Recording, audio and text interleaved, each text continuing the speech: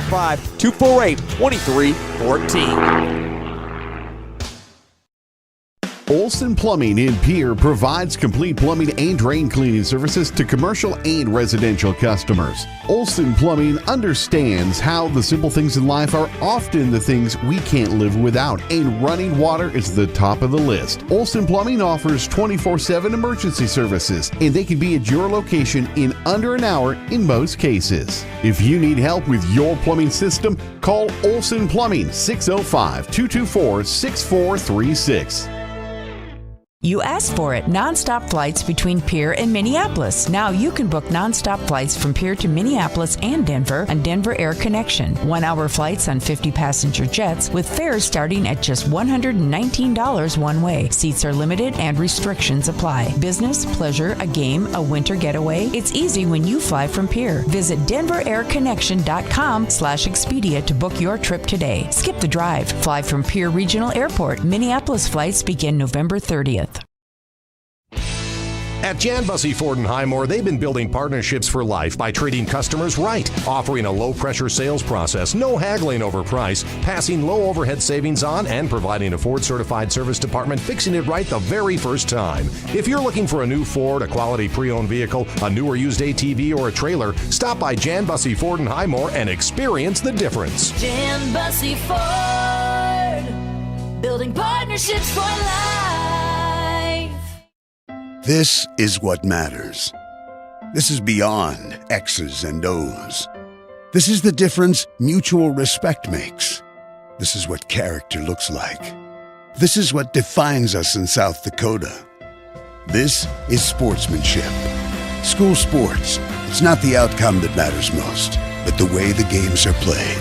This message presented by the South Dakota High School Activities Association and the South Dakota Interscholastic Athletic Administrators Association. Being local means more than being just another small-town business. It means showing up for our member owners when they need us, supporting the organizations that empower the next generation of community leaders and agriculturalists, and providing resources to help ensure the communities we live in are here for generations to come. At AgTegra Cooperative, local isn't just about where our locations are. It's about serving our farmers, our employees, and our communities in ways that nobody else will. Hey Josie, why so glum, chum? I can't find a way to get my whole group to one spot without taking all these cars. You haven't heard of Denwall Transportation? They have luxury seating buses with air conditioning, outlets to charge your phone, and other must-haves for traveling. Whoa, no way! Yeah, you should check them out. Where can I find them? You can follow them on Facebook or denwalltransportation.com, or hey, let's give them a call at 605-532-3836. Denwall Transportation, let us do the driving. Explore the 2023 Lincoln Navigator at Capital City Ford in Lincoln. Every time you approach your Lincoln, you'll receive a re-carpet welcome. Twin turbocharged 3.5 V6 engine with auto start stop technology, you'll travel confidently with technology that meets all your needs. Now you can get the 2023 Navigator for 5.9% at 72 months. Stop in to see the full vehicle lineup at Capital City Ford in Lincoln. Capital City Ford in Pierre, South Dakota. Now's your chance for a great deal on smoking fast fiber internet from Venture Communications. Upgrade to the speed you need, up to 1 gig. And with whole home Wi-Fi included as part of your service, experience no-lag gaming, your favorite music, web surfing, HD video streaming, and connect to the latest smart devices. If you're ready for an upgrade, call or visit Venture Communications online. Allied Plumbing and Heating is your contact for business, farm, commercial, and residential plumbing needs located in Pierre. No job is too big or small for Allied. Put our over 50 years of experience to work for you. At Allied Plumbing and Heating, the only surprise we want for our customers is how fast they get the job done. That's why we offer free estimates on every single service, no hidden charges. Give them a call today at Allied Plumbing and Heating. Remember, you can rely on your allies. John Hoffman Electric is your neighborhood electrical service contractor, and so much more. No job is too big or too small for our team of professionals. We pride ourselves on keeping up with new technologies, such as Aerial, an augmented reality visual tool used to customize and experience a finished space before breaking ground. So whether you're building new or renovating a home, farm, or commercial space, let John Hoffman Electric light the way. John Hoffman is a proud sponsor of all local activities broadcast on Live Ticket TV. Starting the first bank in South Dakota was the easy part, earning the confidence of local farmers, helping families account for their dreams, and securing the future for countless businesses took us a little longer. We owe it to the hard workers, big dreamers, and forward thinkers out there. Thank you for making South Dakota a great place to call home.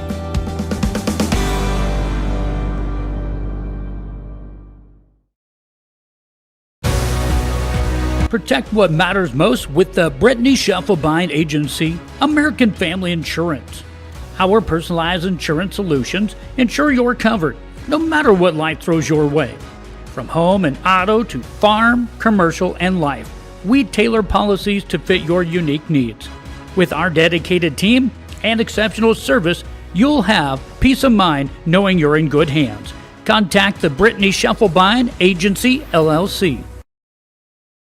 Best of luck in today's competition to the Pierre Governors from Black Sheep Agronomy, your local agronomy experts. Black Sheep Agronomy wants you to have a successful farm plan, and they're focused on products and practices that work in this region. As community members themselves, Tyler, Tice, and Austin support area students who work hard in their school and extracurricular activities. Good luck, Governors from Black Sheep Agronomy. Call 842-6104 for all your agronomy needs.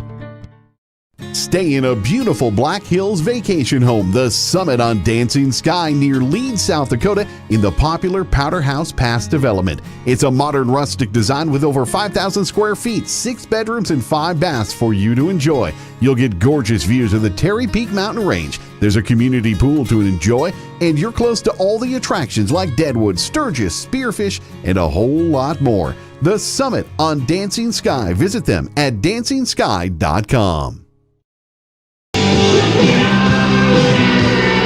Agriculture is like no other business, which makes Farm Credit Services of America like no other lender. Owned by the farmers and ranchers we serve, our customers have a voice in how we work, a stake in what we do, and share in our success. Discover a lender that works for you at Farm Credit Services of America. Fentanyl is a powerful synthetic opioid, up to 100 times stronger than morphine. Even a tiny amount can be deadly. It's often mixed with other drugs without your knowledge, increasing your risk of overdose. Protect yourself and your loved ones and avoid unknown substances. Stay informed, stay safe, and remember, one pill can kill. For more information on fentanyl prevention, visit your local health resource or speak to a healthcare professional today. This message was brought to you by the Great Plains Tribal Opioid Response, so that the people may live. With our new online loan application, you can go to our website and apply for a loan when it's most convenient for you. We make getting loan approval fast and easy. Our local lenders are available to assist you if you have any questions.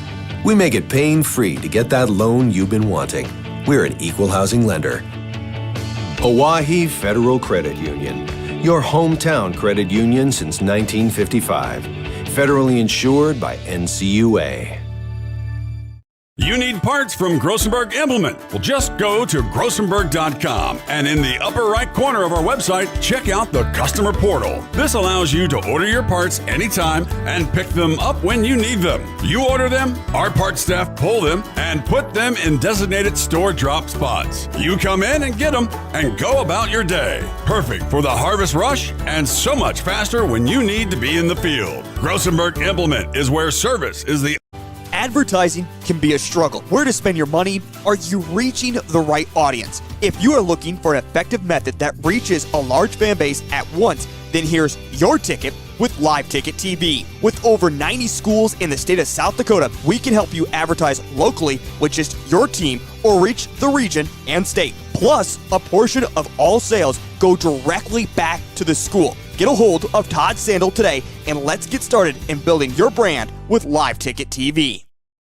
What if we said a bank isn't a place to lock up money? It's a place to set it free.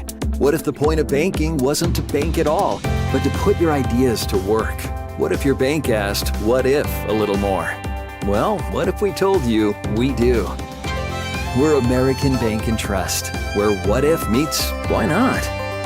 If you're ready to change what you get out of banking, start a relationship with us. What if you made the move today? When you're thinking of a new or used car, motorcycle, pickup, or RV, think of us. We make all sorts of vehicle loans. We can set you up with payments that fit your budget. So if you have getting some new wheels in mind, stop by and see us. We'll get you the right loan. Dakota Plains Federal Credit Union, federally insured by NCUA. We're big on you. We're small enough to know your name, but we're big on you.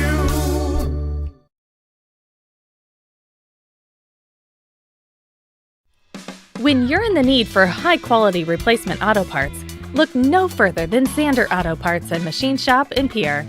Zander's has been servicing the Pierre area for over 40 years. Their professional parts techs can get you the part you need and get you back on the road. Stop by Zander Auto Parts and Machine Shop at 500 West Sioux in Pierre or call 224-9221. Zander's, your source for domestic and foreign auto parts and accessories. The innocence of youth. Is there anything any better?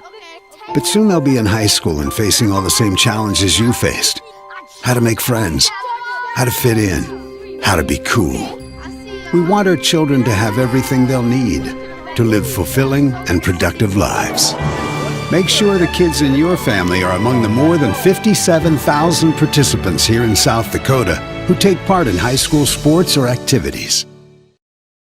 At Ringneck Energy, their mission is to produce renewable energy that adds value to grain and livestock production, enhances the income of their investor partners, and provide a safe, rewarding work environment. Located at 901 Redwood Avenue in Oneida, South Dakota. Call 605-945-6900 or check ringneckenergy.com. A proud supporter of local schools and wishes all students the best of luck in all their activities during the school year, creating economic opportunities in our community.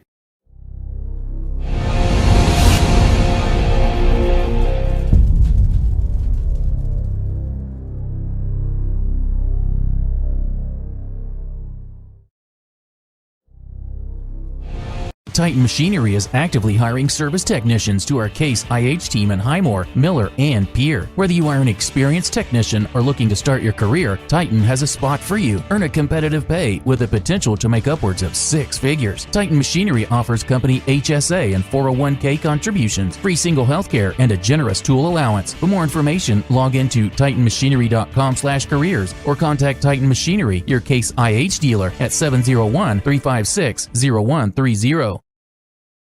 The Best Western Ramkota Hotel in Rapid City supports all South Dakota student athletes and their families. They are conveniently located off Interstate 90, close to downtown and minutes from the beautiful Black Hills. The Ramkota offers sports and family-friendly rates. Guests can relax for free in the indoor water park. They have 36,000 square feet of banquet and meeting space, and the award-winning Minerva's Restaurant and Bar is located on site. Best Western Ramkota welcomes everyone to beautiful Rapid City, South Dakota. Do you have a pest problem? Got bats, ants, termites? Family owned and operated, Olson's Pest Technicians have had over 50 years experience taking care of pest problems in places across South Dakota, Nebraska, and Iowa. Utilizing brilliant methods such as Centricon bait stations for termites and Vicane treatment for bed bugs. There's no pest too tough for Olson's Pest Technicians. If you have pest problems, call 800-KILL-BUGS. Dano's Marine in Fort Pierre is your one-stop shop for all things boats and watercraft. They are your local Vexus and Alumacraft boat dealer, some of the best boats on the water. Dano's also offers a full line of services to maintain your boat out of the water so you can enjoy more time on the water. Their certified technicians proudly service Yamaha, Mercury, and Evergreen motors. Stop in today to visit about your next watercraft. Dano's Marine, proud sponsor of Pierre and Fort Pierre athletics and events. Welcome back to the Oahe Federal Credit Union Press Box. Oahe Federal Credit Union, where people are worth more than money.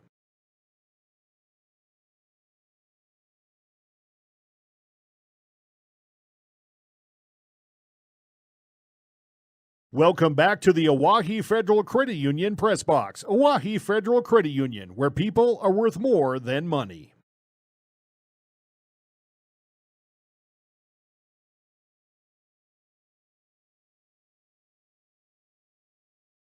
Welcome back to the Oahe Federal Credit Union Press Box. Oahe Federal Credit Union, where people are worth more than money.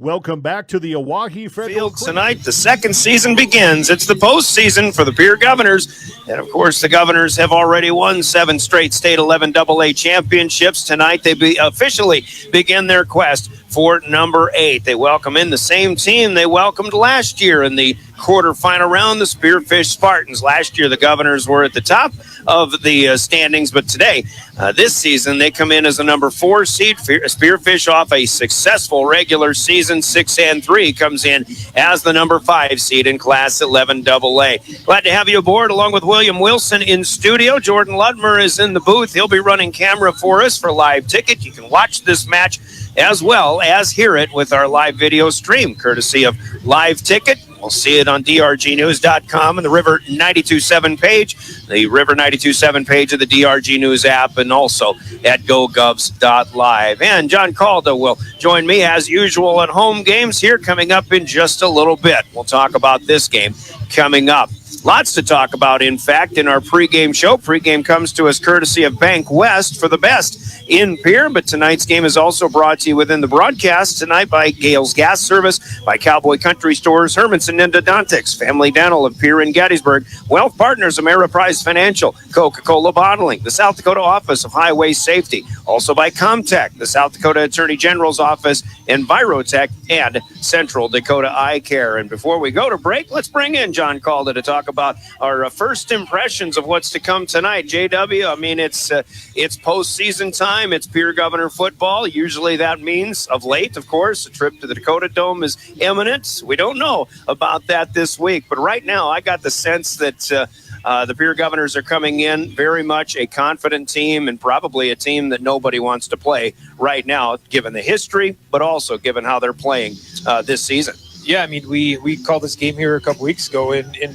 I think it's kind of the same matchup. We got the tale of two cities, and that point in time, you had Spearfish was kind of on the up and coming off some big wins, and we were obviously on the downhill slide at that point in time. And I'll tell you what, within the last couple of weeks, though, that tails have kind of turned a little bit to now looking where Spearfish has done the last couple of weeks and where we're at. And we talked about it all along with our program. It's just catching that momentum at the right time and not getting too worried in what's going on in the regular season, but just keep building and building and building to this postseason. And that's exactly what Coach Steele is going to tell us when we talk to him in just a little bit with keys to success. And for Spearfish, I mean, yeah, they were 6-1. They came here 2 weeks ago. Governors got them. The Governors, found a way to get the run game going. A perfect run pass balance that night. Spearfish kind of took one on the chin, but then they played a throw out the Records rivalry game with Sturgis last week, and the Scoopers got them. But Coach Tom Thiessen says this team is ready to go, and I imagine they're as hungry as they could be, maybe even hungrier than they were 2 weeks ago coming in here. Yeah, I mean, you've got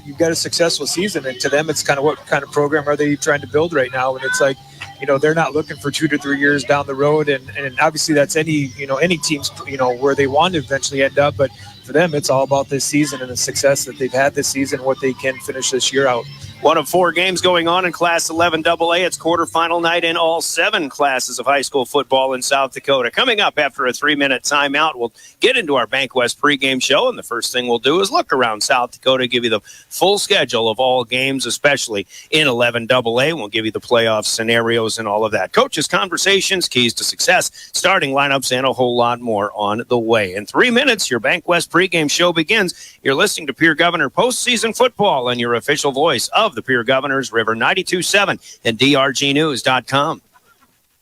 From the early days of South Dakota statehood through today's digital revolution, BankWest has remained committed to helping customers and communities succeed. BankWest Associates uphold this commitment by developing innovative products, tailoring financial solutions to customer needs, and actively supporting community causes. For a bank committed to helping you and your community prosper, choose BankWest. BankWest. Convenient, connected, committed. Member FDIC. Do you love watching high school sports but find yourself wanting to be more involved? Live Ticket TV has the solution for you. They're looking for production managers to assist for this school year. Duties include the management of equipment as well as a basic technological understanding. But don't stress, paid training will be provided. Part-time wages starting at $20 an hour. Call 833-605-LIVE, extension 3. That's 833-605-5483, extension 3, and punch your ticket to joining one of the fastest growing companies in South Dakota. There's an app for everything, including high school sports, from the stations of DRG Media Group. Download the DRG News app from the App Store or Google Play. It takes only a moment, so you'll have it in time for this game. See live and archive video of all games, and when you select your favorite station during the live stream, the video will immediately pop up. See Central South Dakota High School Sports on your phone or mobile device with the DRG News app. Download it now from the App Store or Google Play. At American Family Insurance, we help protect what you've achieved so you can fearlessly go after your dreams. For auto, home, business, and life, contact us today. American Family Insurance. Insure carefully, dream fearlessly. American Family Insurance, Life Mutual, Standard of Ohio and Wisconsin Company, 6000 American Parkway, Madison, Wisconsin, 53783. Call the Brittany Scheffelbein Agency, LLC, with offices in Pierre, Oneida, and Gettysburg. Do you dream of a custom home built within your budget and done on time? Kruger Contracting can make that dream a reality. They're a trusted home builder since 2003, and they're going to be upfront and open about cost and transparent about where your money is going when it comes to your new home. Their skilled crew will manage construction of your new home from start to finish. They're located in Pierre and can build your home in Pierre, Fort Pierre, or the surrounding area. Call 605-222-2523. Visit KrugerContracting.com or find Kruger Contracting on Facebook. Chances are you're overlooking a big energy thief in your home or commercial building, the garage doors. But Overhead Door Company of Pierre can help stop that energy waste with a full range of insulated, weather-tight garage doors. Their residential garage doors give you insulated performance at an uninsulated price. And their Thermocore insulated steel doors give commercial buildings the energy efficiency they demand today. Find out more. Call Overhead Door Company of Pierre at 1-800-649-9905 and put a stop to the garage door energy thief.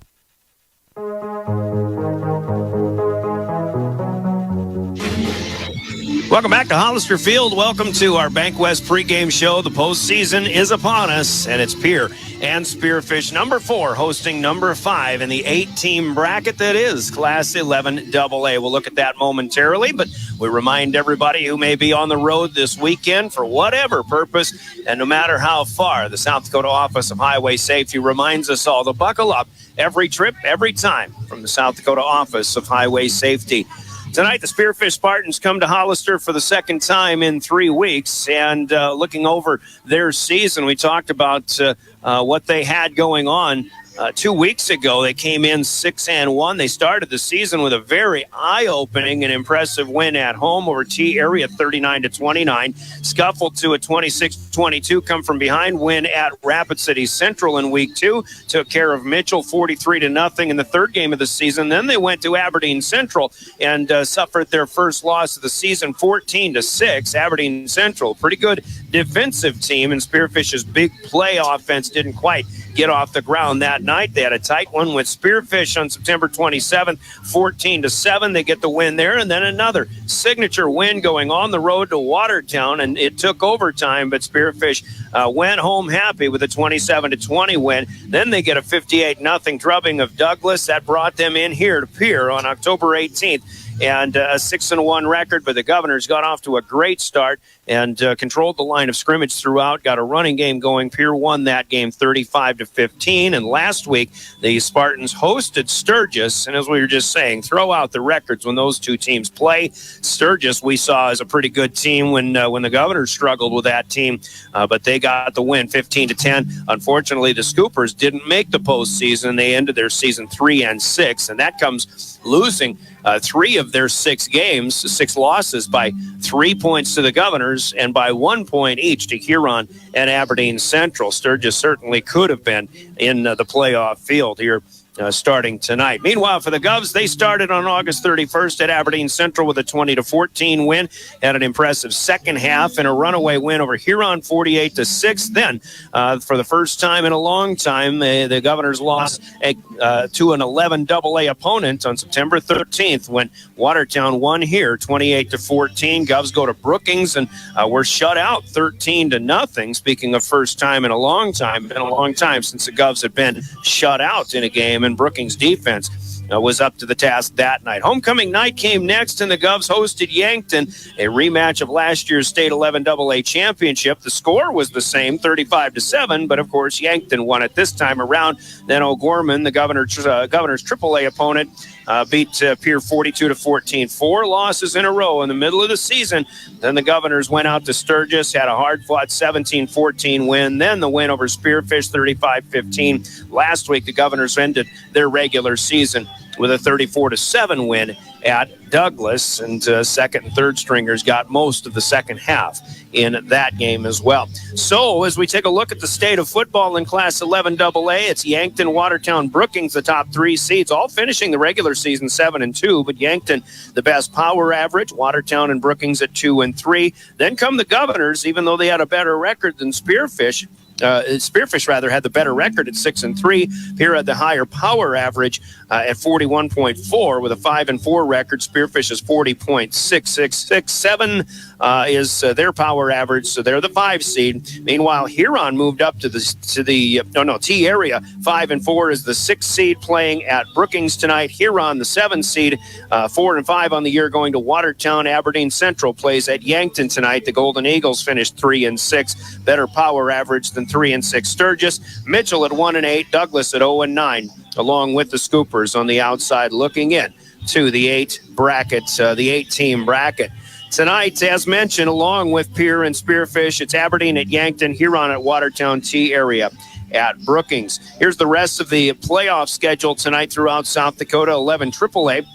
Sioux Falls, Washington is at top seed Brandon Valley. O'Gorman plays at Jefferson in the 5-4 game. 7-2, it's Rapid City Central at Sioux Falls Lincoln. And Sioux Falls Roosevelt playing at number 3 seed Harrisburg. In Class 11A, they're starting their postseason tonight as well. Top seed Sioux Falls Christian hosts Rapid City Christian. Madison goes to West Central. Del Rapids hosts Dakota Valley. Dakota Valley, though, the 7th seed, but started the season with a win over Del Rapids in that one. And Canton and Lennox rekindled the black and blue rivalry in the 6-3 game.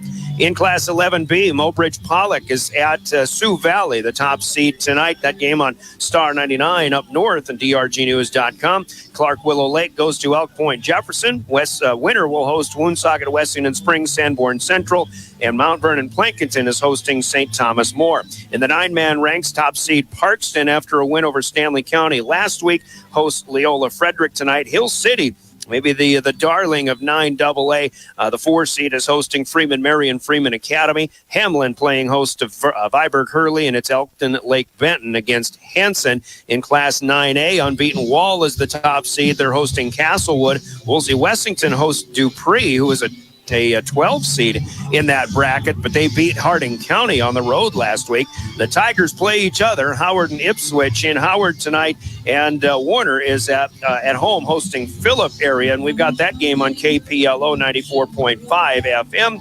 And also in 9B, it's top seed Avon hosting Canastota. Corsica Stickney, the 4 seed, hosts number 5 Sully Buttes. Justin Cowart's on the road for the Chargers, following them on KGFX 1060 AM tonight. And of course, all of our games are on drgnews.com as well. Faulkton area hosting Coleman Egan, and the 3 seed Del Rapids St. Mary hosting Kadoka. That game is already in the books. They played 2 games in Del Rapids tonight. The Warriors have the next one in 11A, but Del Rapids St. Mary has now defeated Kadoka area 36-0. That's the first final of all of the games being played today.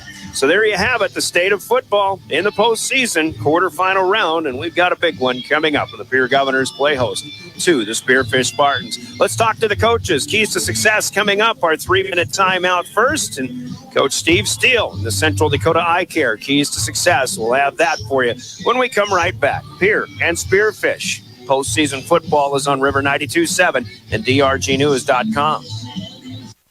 When you need building supplies, there's no need to go anywhere except to Bauman Lumber in Fort Pierre. Bauman Lumber is locally owned and offers quality products, expert advice, free estimates, and free local delivery for large or small projects. Whether it's a home improvement project, remodel job, or all new construction, they even welcome special orders. Quality building materials and affordable prices for residential or commercial projects can be found at Bauman Lumber, 1223 Sale Barn Road, Fort Pierre, or call 223-9762. Zander Auto Parts, the only locally owned auto parts store in the Fort Pierre area, has been serving Central South Dakota for over 40 years. They're a trusted name when it comes to automotive parts and supplies. Their knowledgeable staff is dedicated to assisting you in finding exactly what you need. Convenience is also a top priority. They're located at 500 Sioux Avenue, Zander Auto Parts. They support area youth in their activities. When you need auto parts or supplies, shop Zander Auto Parts, your auto value parts store. May Adam Law Firm of Pierre offers superior legal representation. Clients can be assured their legal matter will be handled with expertise and the utmost professionalism. Their skilled South Dakota lawyers can take care of your family law, estate planning, real estate law, and personal injury. They're able to help you plan and prepare to make matters easy now and into the future. Call 224-8803. May Adam Law Firm in Pierre since 1881. Thinking of travel, Pierre Regional Airport offers nonstop flights from Pierre to Denver on Denver Air Connection. From there, you can fly anywhere, book to your destination, and check bags through on United, Delta, or American Airlines. 1-hour flights on 50-passenger jets to Denver, then connecting to your destination. Save travel time and money, avoid the crowds, and free parking when you fly from Pierre Regional Airport. Skip the drive. Fly from Pierre. Regional Airport, skip the drive. For over 100 years, State Farm Insurance has been there to help whenever you need them. The team at Potsdam State Farm is your Central South Dakota good neighbor. While technology may have changed, you can always expect top-notch customer service from Potsdam State Farm. They'll take care of your insurance and financial needs, where good neighbor service is their continued priority. Potsdam State Farm Insurance, with offices in Pierre and Gregory.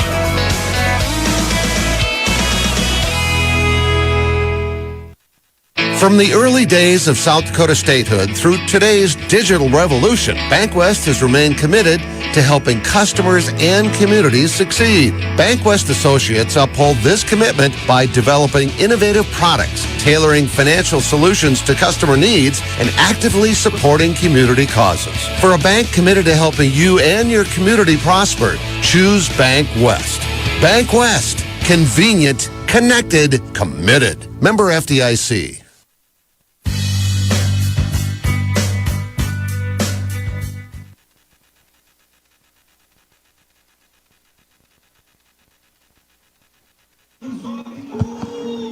Back at Phil Troutner Stadium in Hollister Field, once again trying to run this chat back with Coach Steele off of my phone. On over the course of the season, maybe here we are this year. Didn't really know what to expect or where we would be at this point, but the fact of the matter is you get a home game. The kids are playing pretty well down the stretch. And like we've said before, it doesn't matter how you play throughout the season. It just matters how you play going into the postseason, and things are looking pretty good for the Governors. Yeah, this was a season we knew there'd be growing pains. We had a lot of new faces in some different positions. So, anytime that happens, it's never a straight line up. There's been kind of that heartbeat deal going on where you're up and down, but we're on the up now, and now the whole goal is to continue to push that up and get it higher. And like I said, our message the whole week has kind of just been our focus comes off of ourselves now, and it is all on to Spearfish. And I think throughout the season our guys did a great job of not doing that. Just continuing to focus on getting better themselves and as a team. And, now that doesn't matter as much as being better than one team. Last week at Douglas, you get a 34-0 halftime lead and still had to kind of withstand their ability to make some plays, which we did talk about. You got your reserves in there and saw a lot of good things. And first of all, good job by the starting lineup. And second of all, some real promising things that we saw from the underclassmen there. Yeah, again, we feel like we've got a lot of guys that'll be back next year that are doing really good. And, that was kind of the last opportunity more than likely for those guys to get out there and show what's coming. So it was an exciting day for those guys to get out there and, kind of just show what they're able to do, make some plays. And now again, the focus will shift back to the starters here for the next week. So with Spearfish, and this run started a 3-game win streak with a win over Sturgis and then Spearfish here 2 weeks ago. And I think the one thing that we took away was you found a running game, and not only that, but the ability to kind of control the line of scrimmage, and that led you to a win, big one at the time. Yeah, and it was a really big turning point. I think the Sturgis win was a tough, gritty win. And again, it was kind of the get over that streak win, the getting out of the losing streak. And, the Spearfish one was the one we feel we did kind of get a little bit of our swagger back, a little bit more of our confidence back. And, again, we definitely won the line of scrimmage there. And, that's going to be another huge focal point here tonight. What do you expect different, I guess, from Spearfish this time around? It's a team that we know has maybe a little more capability than what they showed. Of course, they made plays late in that game as well. How much difference is there going to be 2 weeks in between games? Yeah, with it being only 2 weeks, it's hard to change too terrible much. And just in general, you're 10 weeks into your season, your stuff is your stuff.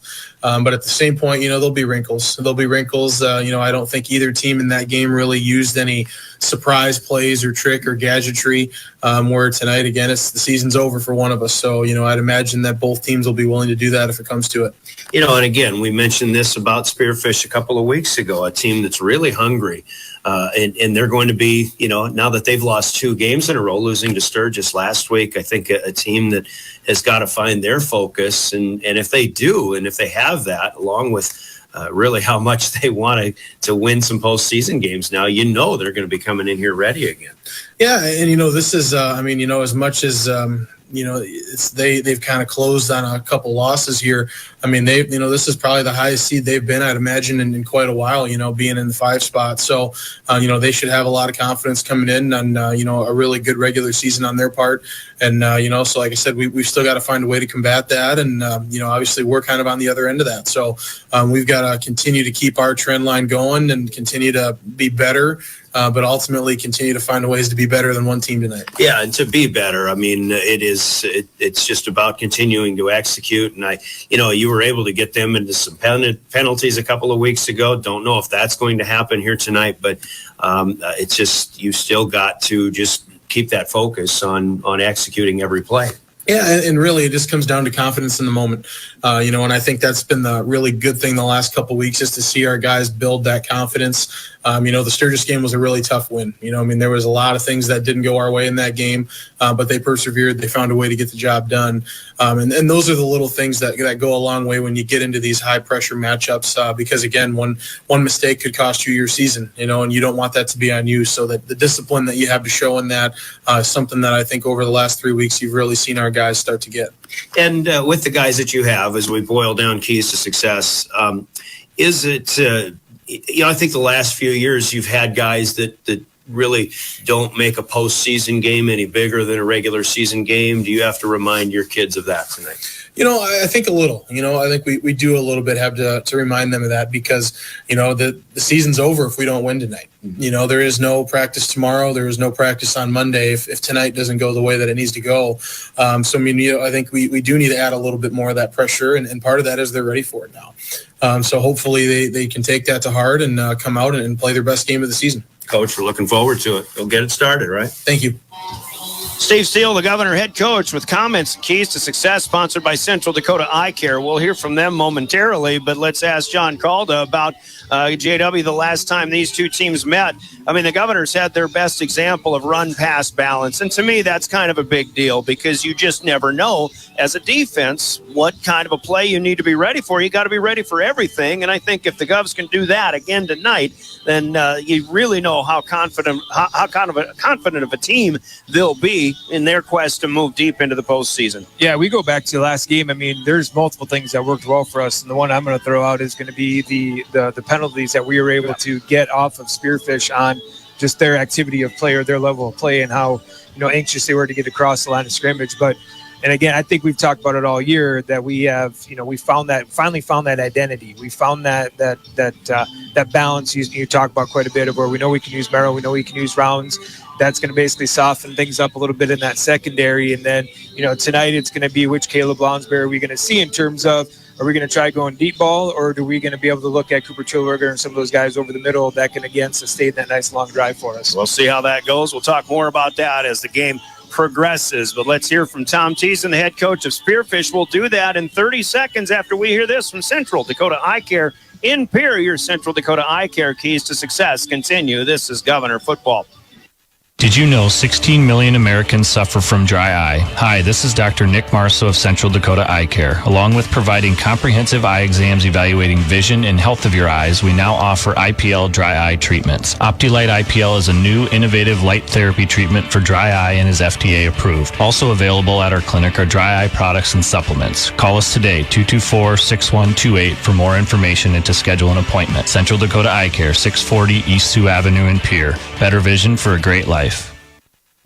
All right, our keys to success continue with the visiting head coach, Tom Thiessen, once again to the Spearfish Spartans. Coach, didn't really expect to have to talk to you again a couple of weeks after we did the first time around, but last time we spoke, you came to Pierre, and the Govs got you 35-15 that night. Last week, you go to Sturgis, and I think Spearfish and Sturgis get together, you just toss out the records, and I thought Sturgis was better than the record indicated in the first place. But as far as a 15-10 loss goes, where does that leave you guys kind of as you prepare for the postseason run now? Well, yeah, the one thing I like about this team is how well we bounce back from adversity. They believe in themselves and believe in each other and the team. And so when you get that, setbacks are just setups for comebacks. And so these guys are ready to go, ready to get back after it. And, like you said, Sturgis, their record absolutely did not show what kind of team they were. They're a good team. They had our number that night.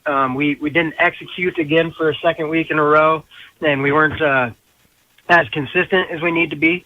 And that's something we've emphasized this week. Yeah, their defense was, I thought, pretty good, a few weeks back, and obviously they kind of rose to the occasion again last week against you guys. Yeah, they're a tough team. They're well coached, and they brought it to us. They were more physical than us and controlled that line of scrimmage throughout the game.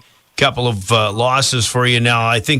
I'm guessing, even though you wanted a home game, but I imagine you just have this really burning desire to get some good things going because you still have this great group of kids that I know can play a little bit better than what we've seen just in the last couple of weeks. They're ready to go again, I'm sure. Absolutely. They're really ready to go. We had a great week of practice. And, They were doing all their stuff. They were really locked in, and now it's the time of the season where we can't say, well, next week we'll recover, we'll reset next week. It's one and done now. So they've taken that pressure and they've run with it. All right, second time around now against the Pierre Governors, and one of the things that really plagued you guys was penalties the first time around. I imagine that'll be somewhat easy to fix, but how do you see things as what you'll need to do this time around in a quest to move on? Yeah, penalties is an obvious one, but that's more of a sign of what was going wrong with us and what has gone wrong with us in our couple losses is just consistency and discipline.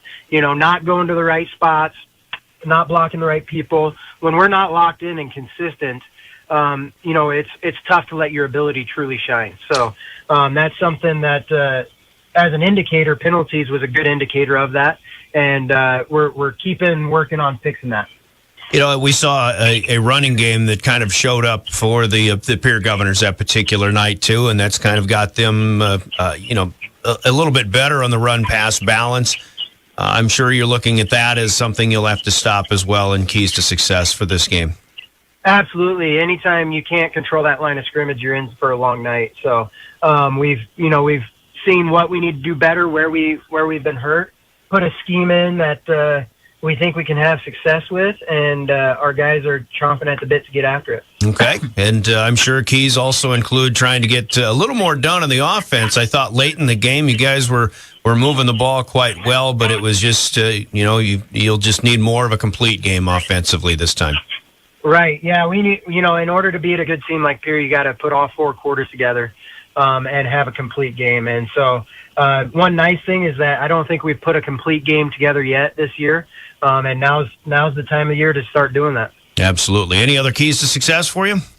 I think our coaches did a great job of scouting and anticipating the changes that Pierre's going to make. It's kind of fun getting to play kind of back-to-back, where it adds a little bit more of that chess piece, that cat and mouse game of predicting and changing things, and looking forward to that. All right. Hey, Coach, appreciate your time once again. Good luck, all right? Thank you. Appreciate it. And again, our thanks to Tom Teason for his coach's comments and keys to success. Brought to you in our pregame by Central Dakota Eye Care in Pierre. There is one thing I should mention before I go much further, that the broadcast of this playoff game is being authorized by special arrangement with the Board of Directors of the South Dakota High School Activities Association. Here comes the boom, because the Governors are about ready to come out of this time I was finally ready for it. The Governors are ready to come out of the field house. They're making their way onto the field. Fans down below applauding. Spearfish has brought a good crowd. I think a better crowd than they did 2 weeks ago. And they'll sit across the way for the most part. Of course, Governor fans will line the Foss-Anderson parking lot across the way as well. Let's give you a good quick run through of starting lineups here. Starters are brought to you by Envirotech in Pierre, starting with the visiting Spearfish Spartans. A good quarterback in Thomas Hughes, a sophomore at 155 pounds, leads the way, and a couple of good running backs behind him. One of them, Evan Wilson, a senior at 180, but Hunter Walters will be one of the featured backs at 200 pounds, senior.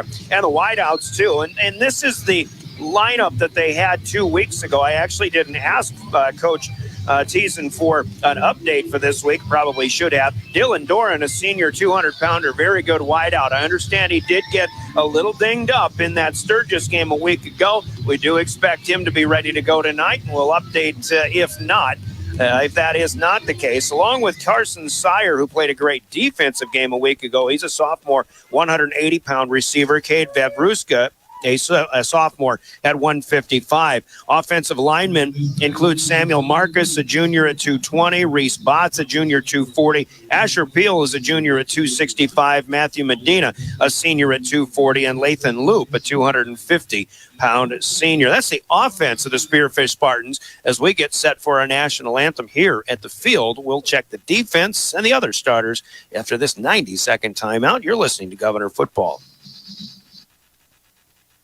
The holidays are coming, and Owyhee Federal Credit Union is here with our holiday loan special. Borrow up to $1,500 for 12 months at just 5% APR. Whether it's for gifts or travel, we've got you covered. Stop by or apply online, owyheefcu.coop, and make your holidays stress-free with Owyhee Federal Credit Union's holiday loan special. People helping people.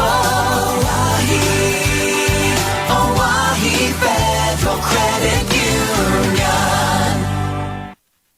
Century Business Products is a proud supporter of South Dakota High School athletics and proud to provide the most reliable Kyocera copiers and printers to schools and businesses in the area, all backed by their 5-time nationally awarded Kyocera servicing team. Are you looking to control color cost? Looking to reduce printers? Are you looking for more efficient ways to scan documents? Or maybe you'd like to become more paperless? Look no further than Century Business Products.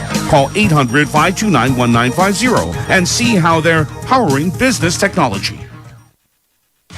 Envirotech makes life a little bit simpler. No matter what the circumstances, no matter what is handed to you, Envirotech has you covered. One call is all it takes to have easy setup, easy pickup, and easy payment.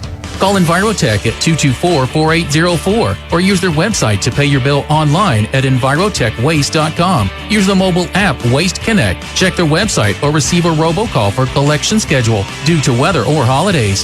Envirotech has you covered. Driven by the Office of Highway Safety. River 92.7, KGFX-FM, Pierre. Leave sooner, drive slower, live longer. Our national anthem has been played, and let's continue the starting lineups brought to you by Envirotech and Pierre. We heard from them as well. Defensive linemen include Asher Peel in the middle, Samuel Marcus, and also Marcus Medina, a senior 195-pounder on the ends. Evan Wilson and Hunter Walters, the two running backs, are a couple of linebackers. We'll see Lathan Lucas, a junior 185-pounder, and Brock Lewis, a sophomore at 200 in the linebacking core as well.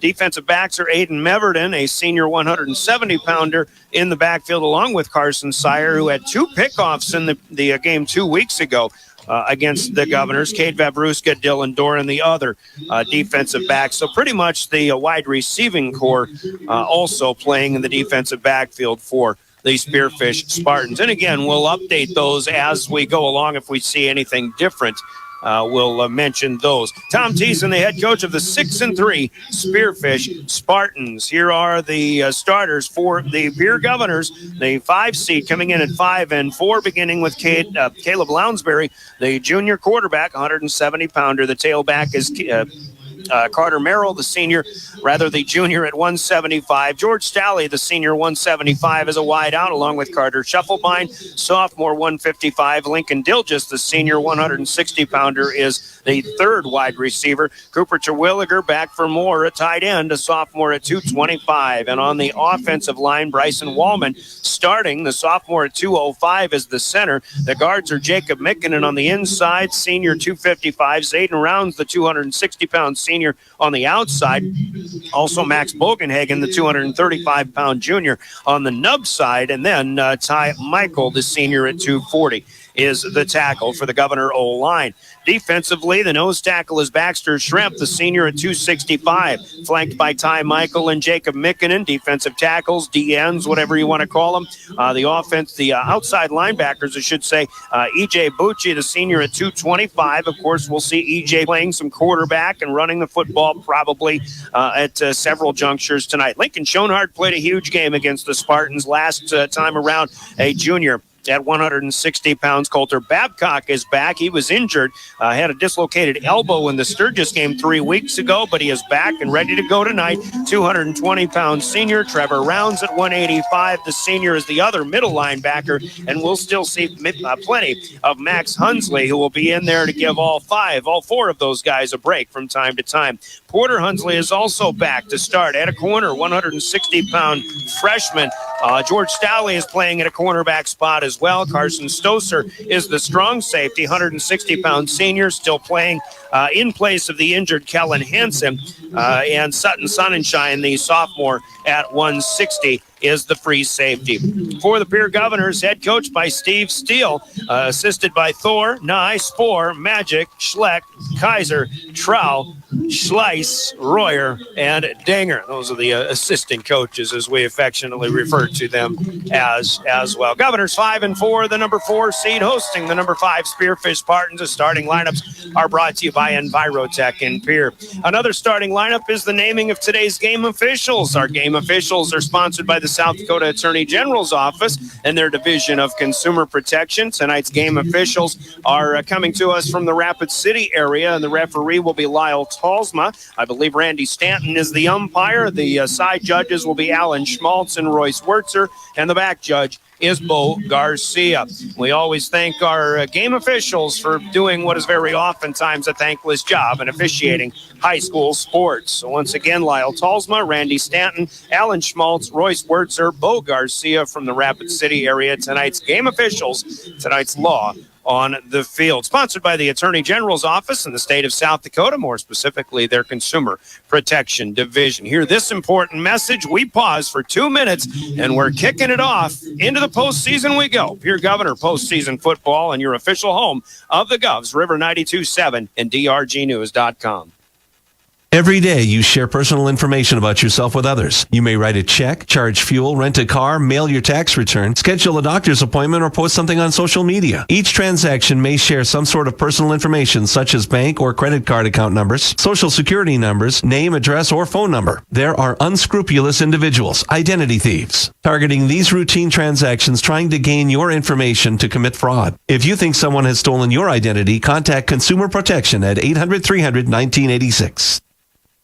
Are you looking to make a change? A career, not just a job. Beck Motor Company is seeking a dedicated and skilled general service technician to join our dynamic team. If you're passionate about automotive service and looking for a rewarding career, we want to hear from you. 2 to 4 years required minimum related experience and or training. Flag rate or hourly options available, 401k, free individual health insurance, paid leave, a company cabin in the Black Hills, on-site gym, and more. Contact Dave Lemieux at 605-224-5912 or stop by Beck Motors for more information.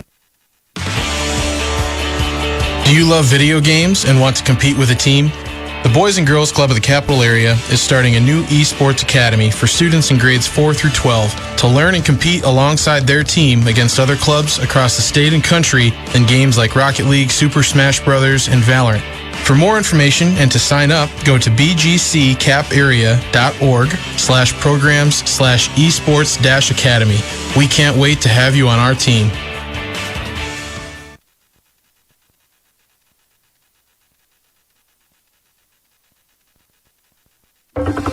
Comtech has your technology solutions.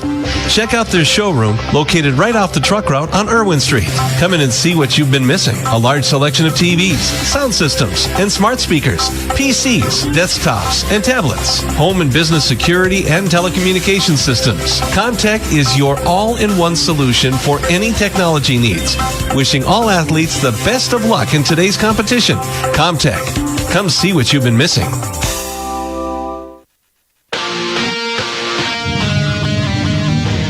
Welcome back to Phil Trotner Stadium at Hollister Field. All the festivities of our BankWest pregame show are complete. It's time to play some postseason football when it counts the most. Brian Oakland along with John Calda at side. Jordan Lutmer running camera. Remember to watch this game at drgnews.com and the River 92.7 page. You can see it on your phone, too, the DRG News smartphone app. We're on GoGovs.live. We're on YouTube. We are everywhere that this game needs to be in the state of South Dakota. The 7-time 11AA defending champion Pierre Governors open up again title defense against the team that they started in the postseason with the Spearfish Spartans. That was a different Spartan team. Pierre had a 49-0 lead at halftime in that one last year. I think 49-26 or 49-28 the final in that one. But Spearfish, a different team. The Governors, a different team as well. But I think Pierre is a different team, John Calda, before we kick off than they were at the start of the season, most certainly. And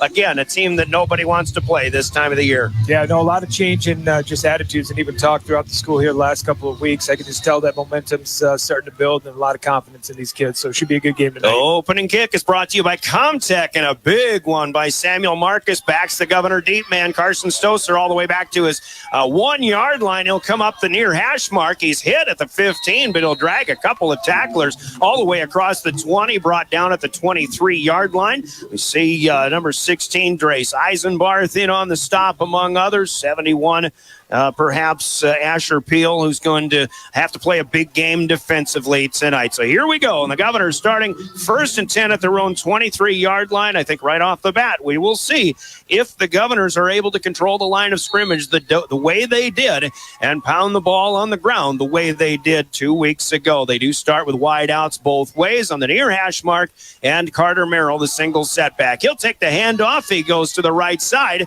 Had a good gain on 1st down up ahead of the 25, call it the 29, and a gain of 6 just like that. John called us 6 yards on 1st down is just what the doctor ordered here. Yeah, and I imagine we're going to see quite a bit of that.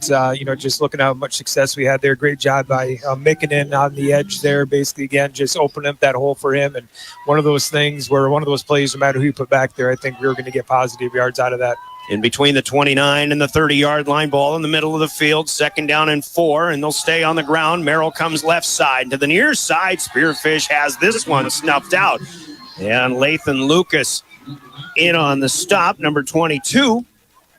Yes, he gets into the backfield. Actually, loss of maybe a foot on this one. It stays at the 29, no gain, and now the Governors faced with their first third down conversion opportunity. First 2 plays were under center for Lounsbury. He's back in the pistol, and he tries the freeze play.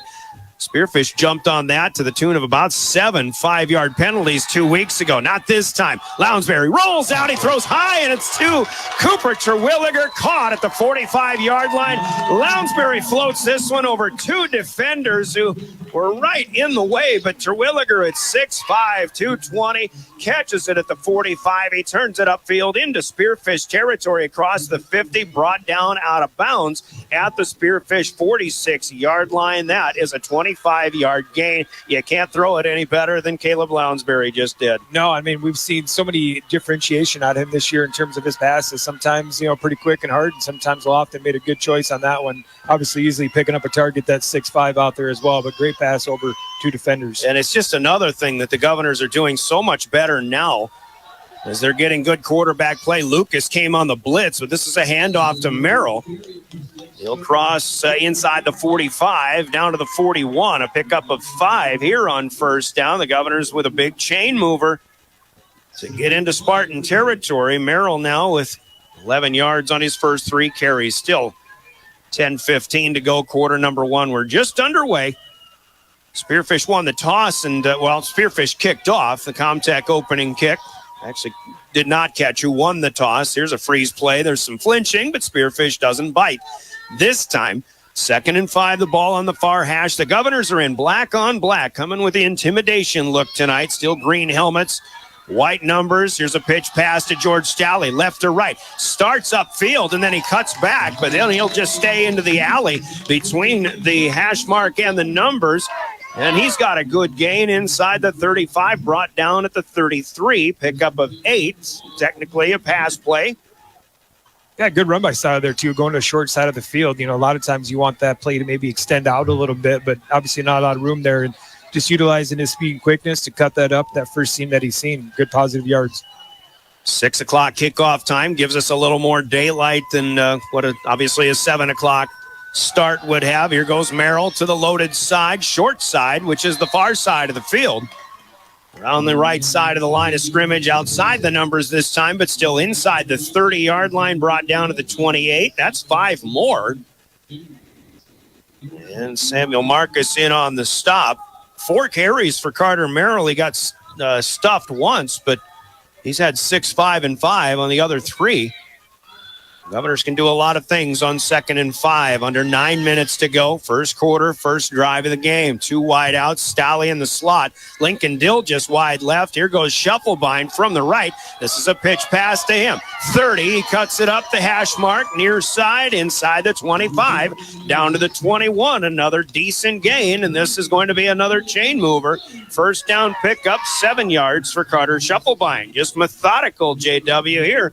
And just like we saw 2 weeks ago so far in this one. Yeah, I mean, you take a look at where I think strong suit of Spearfish defense is at, and that was the linebacker core that they have. I think we remember last couple weeks, they were making a lot of big plays back there for them, but we kind of found some ways to negate them, early, maybe stretching things out a little bit and just kind of taking the ball away from them. 1st and 10 at the 21. Keep it on the ground. Merrill with a big hole right side. Lucas grabs him, takes a ride of about 5 more yards down to the 16-yard line.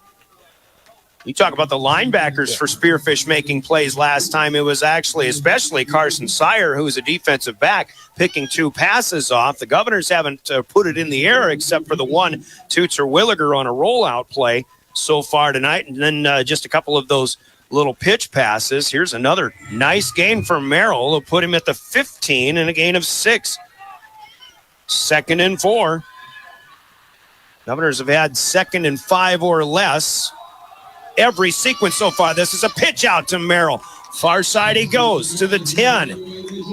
Into the red zone, deeper for the Govs, down to the 9. This is 6 more yards for Merrill. And again, a lot of running room here. The offensive line certainly sealing the edges and opening some holes tonight. Yeah, and you kind of wonder even, how many freeze plays worked for us last game. Is that maybe having an impact on, Spearfish defensive line as well? Having to actually take a step back, when that ball is being snapped, or not having quite that adversity, that they're not the adversity, but just that push that they've had. So again, we'll kind of see where that continues throughout the game. You have to wait a split second here. Merrill starts right, cuts back to the left, nowhere to go this time.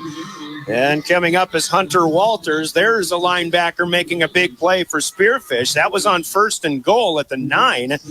First time the Govs will be dropped for a loss here. Well, they lost a foot on a play earlier in the drive. This time they lose a full yard back to the 10. Merrill 7 carries on this opening drive, and there have been 3 pass plays so far too. So here comes play number 11. Almost half of the first quarter already chewed up by the Governors.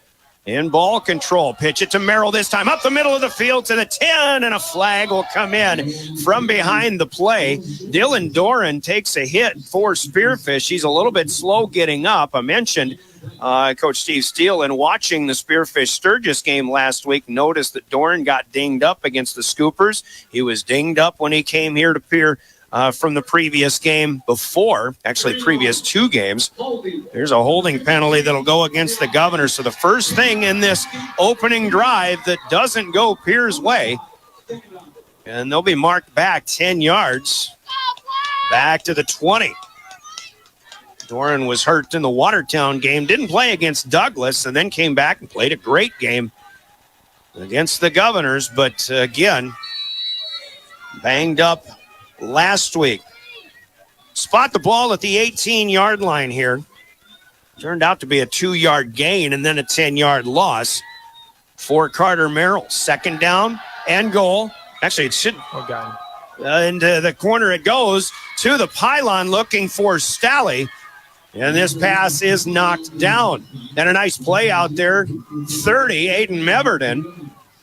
Hunter Walters also coming away from the area. Meverden was the one covering Stalley this time, and he cut in front of it. The pass just didn't have enough zip on it this time.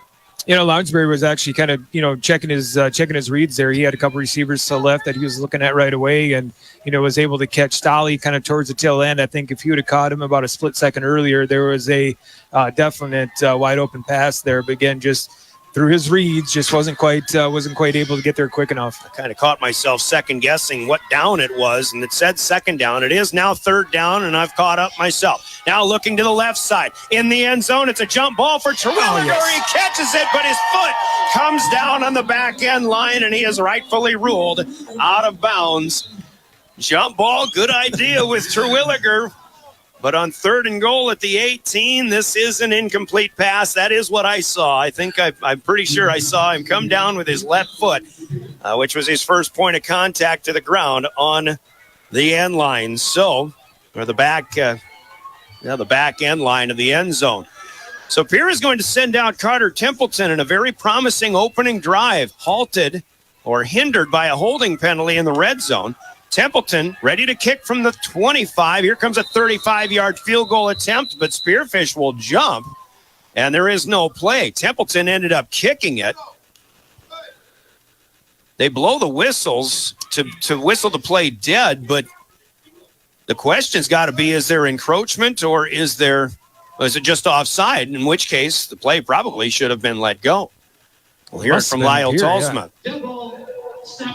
Oh, a snap infraction, and gets the Governors. Zayden Rounds, the long snapper here. He's a little surprised by the call, but this will be the second penalty in the opening drive for the Governors. Looked like Templeton would have made that one inside the left upright from 35. Now he'll back it up for a 40-yard attempt. Made a 42-yarder earlier this season. Tried a 47-yarder also at Douglas. He put a good boot into it, but a little bit windier out at Box Elder last week. So now with Lounsbury spotting, ready to spot at the 30, but Coach Steve Steele is going to get the explanation. And, well, from this distance, it looks like he kind of disagrees with that snap infraction. Yeah, I didn't see what happened there at all. I mean, obviously that's something you're looking for. You don't see called very often on, especially in a high school football game. So obviously had to be some movement there that the refs noticed. So with 6:03 to go here in the opening quarter, Pierre trying to get on the board for the first time. They're looking for 3. Technically 4th and goal at the 23-yard line. Rounds to snap. Lounsbury spots. Templeton kicks. It's a low line drive. Tried to maybe get too much on that one, and it stays low and hooks to the left, just like my golf swing. And the Governors, after running 12 plays, will come up empty with a missed field goal from 40 yards out. So Spearfish does the job. They bent. They didn't break. And the Governors with a holding penalty, essentially spelling their doing in on that opening drive. So with 6 minutes to go, it'll be Spearfish on a touchback starting 1st and 10 at their own 20-yard line. Yeah, you go back to that drive, though, a lot of positives out of that. And, again, I don't think that's anything that Coach Steele's too worried about. Obviously, try to get your points if you get your points. But just, again, how methodically we did get that ball down the field, I think there's some good things to look at that first drive. But what a boost for the Spartans. It will come out with trips to the right. They'll put it into the air and a shot to the back after the incomplete pass. Governors with a good stick from Sutton Sonnenschein, but this pass is caught by Evan Wilson out of the backfield. Up across the 25, stopped at the 27-yard line. Good start for Sparty on first down. And it'll be 2nd down and 3. Spearfish in road white, maroon pants, maroon numbers. Nowhere to go here for Hughes. Left side, now looking to go right, and he's up the sideline. And he'll be run out of bounds by Coulter Babcock. And, the quarterback is Jack Cowett, a 6'2", 200-pound junior wearing number 19 in this case. So I guess if Thomas Hughes was injured last week, something I should have asked about that, and I'll apologize. But as Cowett, a good runner here and a great run to the 42-yard line to pick up a 15 yards on the scramble. He'll fake the handoff inside, but this is an option pass. Lateral to Hunter Walters. He didn't pitch it. He actually threw it over his head and threw it over Hunter Walters' head. Walters alertly goes back to get it, but it is a loss of 6 back to the 36-yard line. Yeah, it shouldn't play there. I actually don't mind it if it works. It's kind of one of those things where if it does, I mean, obviously you got defenders that are coming in on him and should actually leave kind of wide open, side of the field down there, but just a little too, I think, just held on a little too long there. So 2nd and 6. Here's Hunter Walters with a big hole. The inside handoff upended by George Stalley as Walters crosses the 45 all the way to the 49, still shy of a first down. But there'll only be 3 yards to go on 3rd down here up near midfield. 13 yards for Walters. Actually had to give him a 6-yard loss as he fell on that bad pitch on the previous play. But 3rd and 3, give it to the big guy again. 200-pounder is broken free. 45 to the 40 of the Governors, upended there, and a shoestring tackle again by George Stalley. If Walters isn't tripped up there, he might still be going. Yeah, to the Governor 40 here. He's not having to make a lot of cuts right now. I mean, those holes are opening pretty wide there with the interior lineman right now, and he's getting downhill very, very quickly. Sturgis defense with a big stop, and now their offense has something cooking here on their first possession of the game. Fake the jet sweep. They'll give it to Walters. He goes around penetration and then up the alley on the left side. And Walters is inside the 40, dropped at the 38. Pickup of 2, but the Governors got in there quicker. At least one of them did. And interrupted that play. Yeah, Baxter Sherrill was in there. Yeah, again, you could probably call a holding call on every play in South Dakota or in high school football. And one that was kind of looked like it was out there in front of the back judge's face there, or the umpire's face. 2nd and 8. Here's the jet sweep coming, but this is Wilson. Once again, his 2nd touch, his first on a ground gainer. Nikkinen will get there. Babcock is there just shy of the 35. It'll be a pickup of 3 more. And 3rd down and 5 coming this time for Spearfish in the Governor's side of the field. Governor fans want some defense early on. A fast-moving first quarter. Pierre ran 6 minutes off of the clock on their opening drive. Now 3 minutes gone by in this drive. Coette wants to throw near side. He'll throw it out of bounds, leading Sire. Carson Sire a little too far. Single coverage out there for the Govs, and a good job step for step by the freshman Porter Hunsley in coverage. 3rd and 5. They went for the long one. Now 4th and 5. Yeah, a little surprised by that. I mean, again, maybe try to catch them on their heels a little bit. But if you're looking at 4-down territory anyway, it might not have been a bad idea just to try to get 2 or 3 yards and make this maybe a little bit more manageable.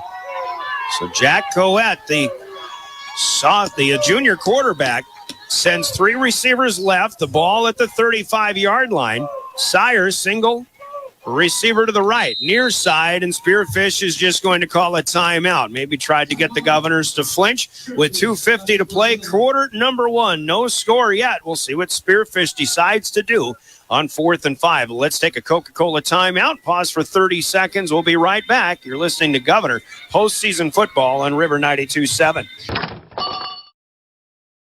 Welcome back to the Oahe Federal Credit Union press box. What did you do? Converting electric license nearly fell. And one of my friends recommended physical therapy at Winter Physical Therapy. And you know what? My back also stopped hurting. Huh. So how did you get started? My doctor wrote me a referral, but that's not always needed. Turns out you always have a choice where you want to go. So why did you choose Winter Physical Therapy? I love to support our locally owned small businesses, and quite frankly, they give great personalized care. Winter Physical Therapy. That moment. Welcome back to the Oahe Federal Credit Union press box. Oahe Federal Credit Union, where people are worth more than money. With John Calda, and a good opening drive by the Governors, but they came up empty on a missed field goal. Spearfish trying to counter, but they're trying to keep their opening possession alive with 2:50 to go. Quarter number 1, no score. This is a big 4th and 5 play. As Jack Coette will take the snap. He'll throw left side, and it is an interception by the Governors. Carson Stoser at the goal line, drifted into the end zone, bringing it back out. Has running room, but in the middle of the field, Carson Sire will meet up with him, and Stoser makes a big play as on 4th down. Again, Coette was just trying to go single coverage, far side of the field, and the ball drifted a little bit. Receiver went more toward the middle. Carson Stoser is able to haul it in and bring it back to the 24-yard line. Yeah, not a bad call. I mean, again, go deep. Again, if they intercepted, if something doesn't work out in that case, again, they're getting the ball on the 22-yard line here, 24-yard line. So, again, we'll see what the Governor offense can do here. 1st and 10 from the 24. Lounsbury wants to throw on 1st down, but Asher Peel gets to him, and the ball comes out of the hand of the quarterback, and Lounsbury just threw it right into the dirt. It certainly looked like grounding, but if there was a reason perhaps that that this is, well, actually Lounsbury is outside of the proverbial tackle box, so he is able to throw it away, and a pretty good play there. That didn't look all that great for the Governors and their junior quarterback. No, and I see the side judge actually dropped his little orange pouch that generally indicates that it was a fumble, but called the play dead, so I wasn't quite sure what was going on there. Now stay on the ground. Here's Merrill with the handoff. We've got a quick flag thrown in the backfield, and Terwilliger looks like he's probably going to be called for a holding penalty as Brock Lewis was coming off the left edge quite quickly. 2 weeks ago, it was Spearfish who was shooting themselves in the foot with penalties. So far here, this will be the third penalty against the Governors, and every one of them has been kind of a thorn in the side here. And this is a spot foul that'll take the ball back to the 14. Well, it's a 10-yard penalty from there, back to the 14. Second down and 20 for Pierre. Now they're in their own red zone with 2:20 to go, quarter number one. Lounsbury alone in the backfield. He wants to throw. He's got plenty of time. Over the middle. Terwilliger will lead him too far. Good diving effort by Carson Sire, the safety, to try to haul it in. Nice pass thrown by Lounsbury. He zipped that one 30 yards, 35 yards up the middle of the field, but could not hook up with Cooper Terwilliger this time. And it'll be 3rd and 20. All the way back to the 14-yard line. Imagine right now, JW, this the main thing is don't make a mistake here. No turnovers here. You kind of want a high percentage play, even though it's third and a lot. Yeah, try to get yourself maybe 6, 7, 8 yards here, and then see what we can do maybe on a fourth down. Or sorry, not with the fourth down. I'm thinking we're on the other side of the field here. I'll take that back. Lounsbury again. He'll go long again, though. Terwilliger this time it was going to be picked off, but Terwilliger becomes the defender, and he prevents the interception here. Cade Vavruska was there playing center field. And so 2 pass attempts that go long, sending Terwilliger deep. This one almost picked off, but again, a good play by Terwilliger to save the turnover. Long as that pass was, it's pretty much going to be, well, the play would have ended right where Carson Sire is going to stand to field the punt.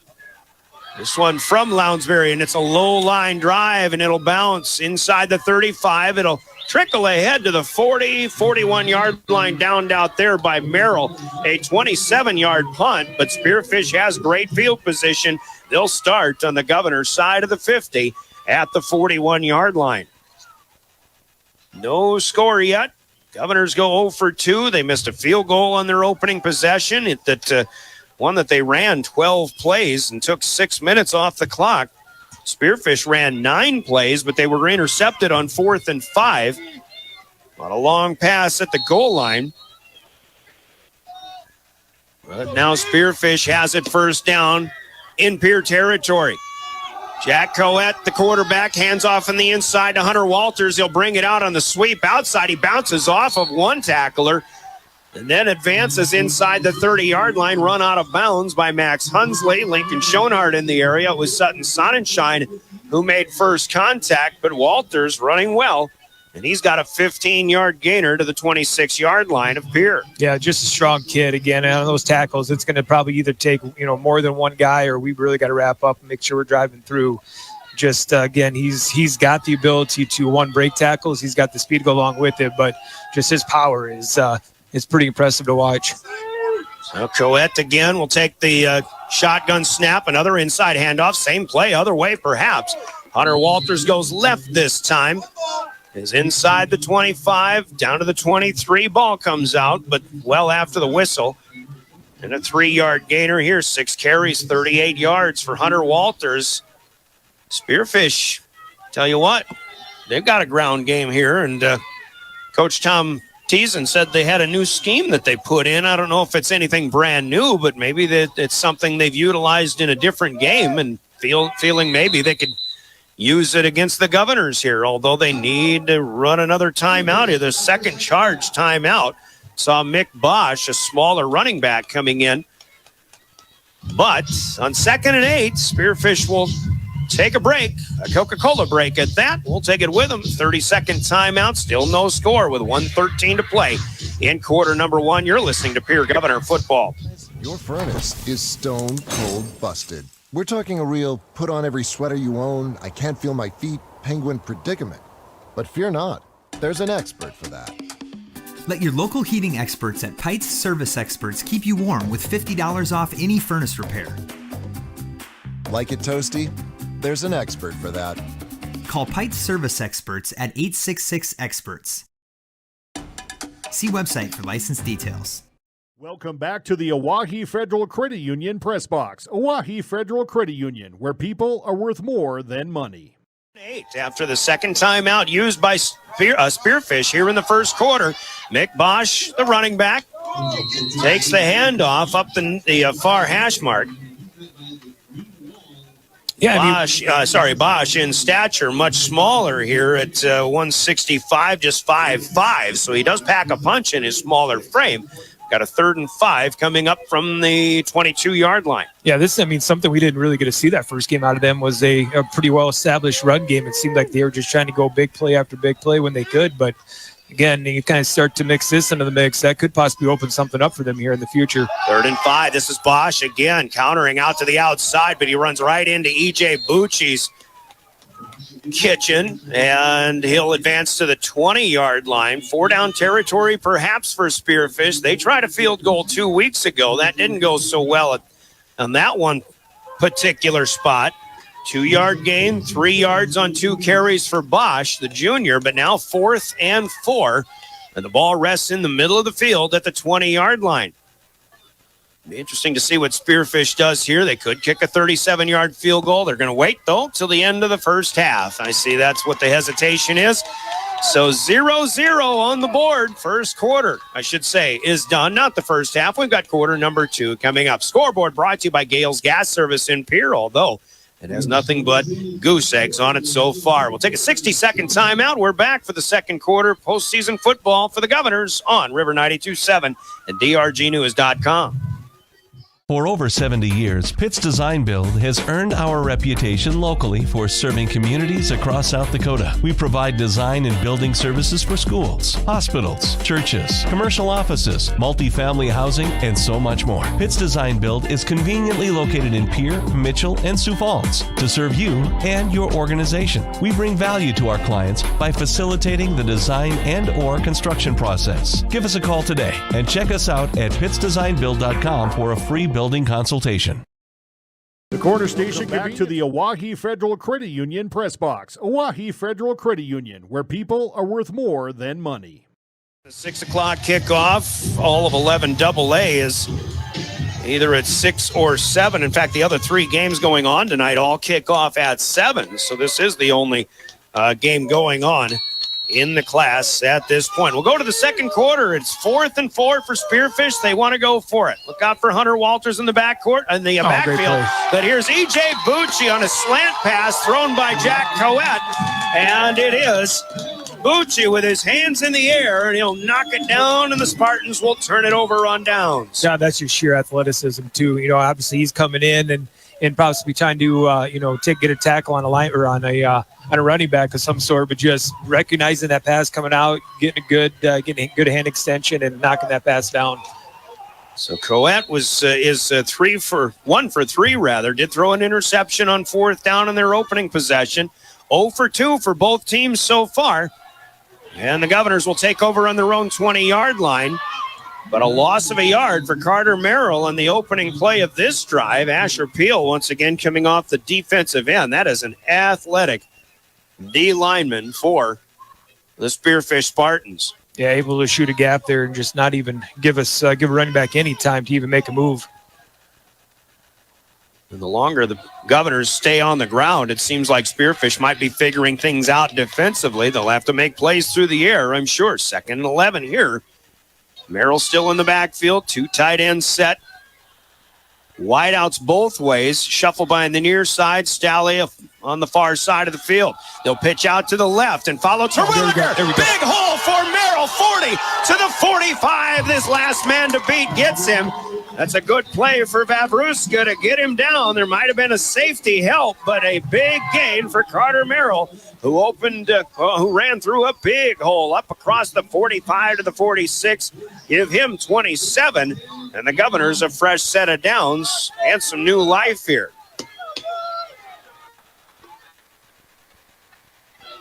Merrill again, not tired yet, 50 to the Spearfish 45, and another first down gain. This one will give him 11 to the 43-yard line. On the Spearfish side, suddenly the Governors coming to life in a quick hurry-up offense. No huddle. Merrill again breaks through one tackle in the backfield.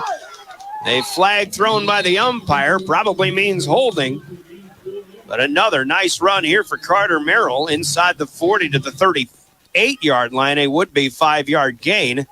And now the back judge just threw a flag as well. Scotty Nye next door to us, assistant coach, is counting 12 people, and that might be what the back judge is seeing as well. But we do have a flag initially thrown by the umpire. And 99 times out of 99 and a half, that usually means holding on the offense. But we'll see what happens. Clock stopped at 10:41 to go, second quarter, no score yet. 2 penalties ruled. And they're both on Spearfish, though. A face mask against the defense, maybe working against a Governor block, and that is what the umpires saw. 12 men on the field, decline that one. They'll take the 15-yard personal foul and advance all the way to the 28-yard line. The first penalty of the night against Spearfish, obviously a big one, and Pierre will have it at the 23. Now, I had the last play on the 28, so I think they give Merrill a 5-yard gain. Take that back. I had it at the 43. Give him a 5-yard gain to the 38 plus 15 now to the 23. First down, Governors. Pitch it out. Merrill with space again. 20 to the 15. Evan Wilson hit him as he went by, and Merrill slips through that contact for Lathan Lucas. Will finally bring him down to the 15-yard line. That's good for 8 more. Had a little hesitation with that penalty, but the Governor's still going fast-paced in the no-huddle here. Yeah, we're finding good success with basically a double-tight situation. I think it's kind of throwing them off the defensive game as well. 2nd and 1 after a pickup of 9. Merrill has it again. First down to the 10. He's looking for more in traffic. Won't get much help after that, but a good maneuver again for Carter Merrill down to about the 8. First down, says the crowd. Pick up 7 more. This might be one of those new wrinkles that Steve Steele was waiting to put in. You know, you don't want to show too much. You want to go deep into the postseason, but you got to get deeper into the postseason, and sometimes these new wrinkles can certainly help you get there. Yeah, and you take a look at double tight. I mean, we've got Coulter Babcock out there right now that's also playing, you know, again, kid that hasn't been on the field the last couple of games and just stepping in and playing a new role tonight. Here's a pitch out to Merrill. 10 to the 5. He spins. Touchdown. He was hit at the 2-yard line, and Merrill is just on fire on this drive from 8 yards out. The Governors finally strike first with 9:22 to play in the second quarter. 6-0 Governors as Carter Merrill runs it in from 8 yards out. Coach Steele, by the way, did tell me Coulter Babcock would come in 2 tight end sets as just a bigger option. Yep. Hayden Beam has done a nice job this season. Of course, now you see E.J. Bucci out there as well. Here's Lounsbury to hold for Carter Templeton. His PAT is good. And the Governors on the board first here. Once again, 9:22 to go in the second. It's 7-0 Pierre on top of the Spearfish Spartans. We're back for a Pierre kick in 30 seconds. This is Governor postseason football.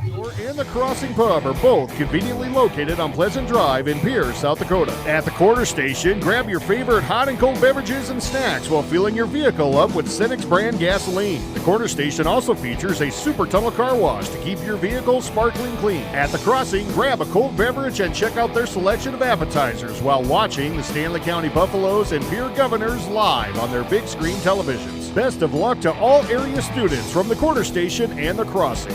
Welcome back to the Oahe Federal Credit Union Press Box. Oahe Federal Credit Union, where people are worth more than money. Big drive for the Governors. They sped it up a little bit. They went no huddle for the entire 7-play, 80-yard drive, which takes 2 minutes and 35 seconds off of our second quarter clock. And it was all Carter Merrill, in fact. 7 plays, 80 yards for Merrill. Well, maybe not quite all of it, but I've got him at 89 yards now on 14 carries. He runs it in from 8 yards out. Carter Templeton's PAT makes it 7-0 as Pierre is the first on the board. Carter Templeton to kick off. Left to right from the 40, end-over-end short kick, taking it about the 16-yard line. Far side, Carson Sire almost bounced off a Governor tackler at the 35, but he is taken down at the 36, maybe the 37-yard line, and Spearfish will come out and try to answer the first scoring drive of the game here by the Pierre Governors. Yeah, good old-fashioned double leg by Porter Hunsley there coming in and, obviously, saving possibly a big play from Spearfish there. 1st and 10 for the Spartans now. They've been running the ball well. They're playing pretty well offensively so far. Just like the Govs, were 0 for their first 2, and now a good hard-nosed run here by Hunter Walters. Straight up the hash mark, the origination of the first down play. He's across the 40 to the 44. Nice little 7-yard advance here. 2nd down and 3. These are the games I like to watch. I mean, again, you go basically just, towing up on the line. You got offensive line against defensive line, and just who's going to be able to just hold the positioning better. And obviously, we found something that worked for us with the double tight end set, and I would expect Spearfish not to do much different what they've been doing. Trips to the left. Jack Coette wants to throw. He pump fakes, then throws long right side, looking for Sire, and it's broken up. A fine play by the Governor defender, and it's the freshman Porter Hunsley breaking it up at the 20-yard line. That ball looked like it was going to fall into the hands of Sire, but Porter Hunsley gets a hand in there, knocks it away. Well, we don't know much about this quarterback, JW, but we see he can throw the football, although he is 1 for 4 so far with a pick.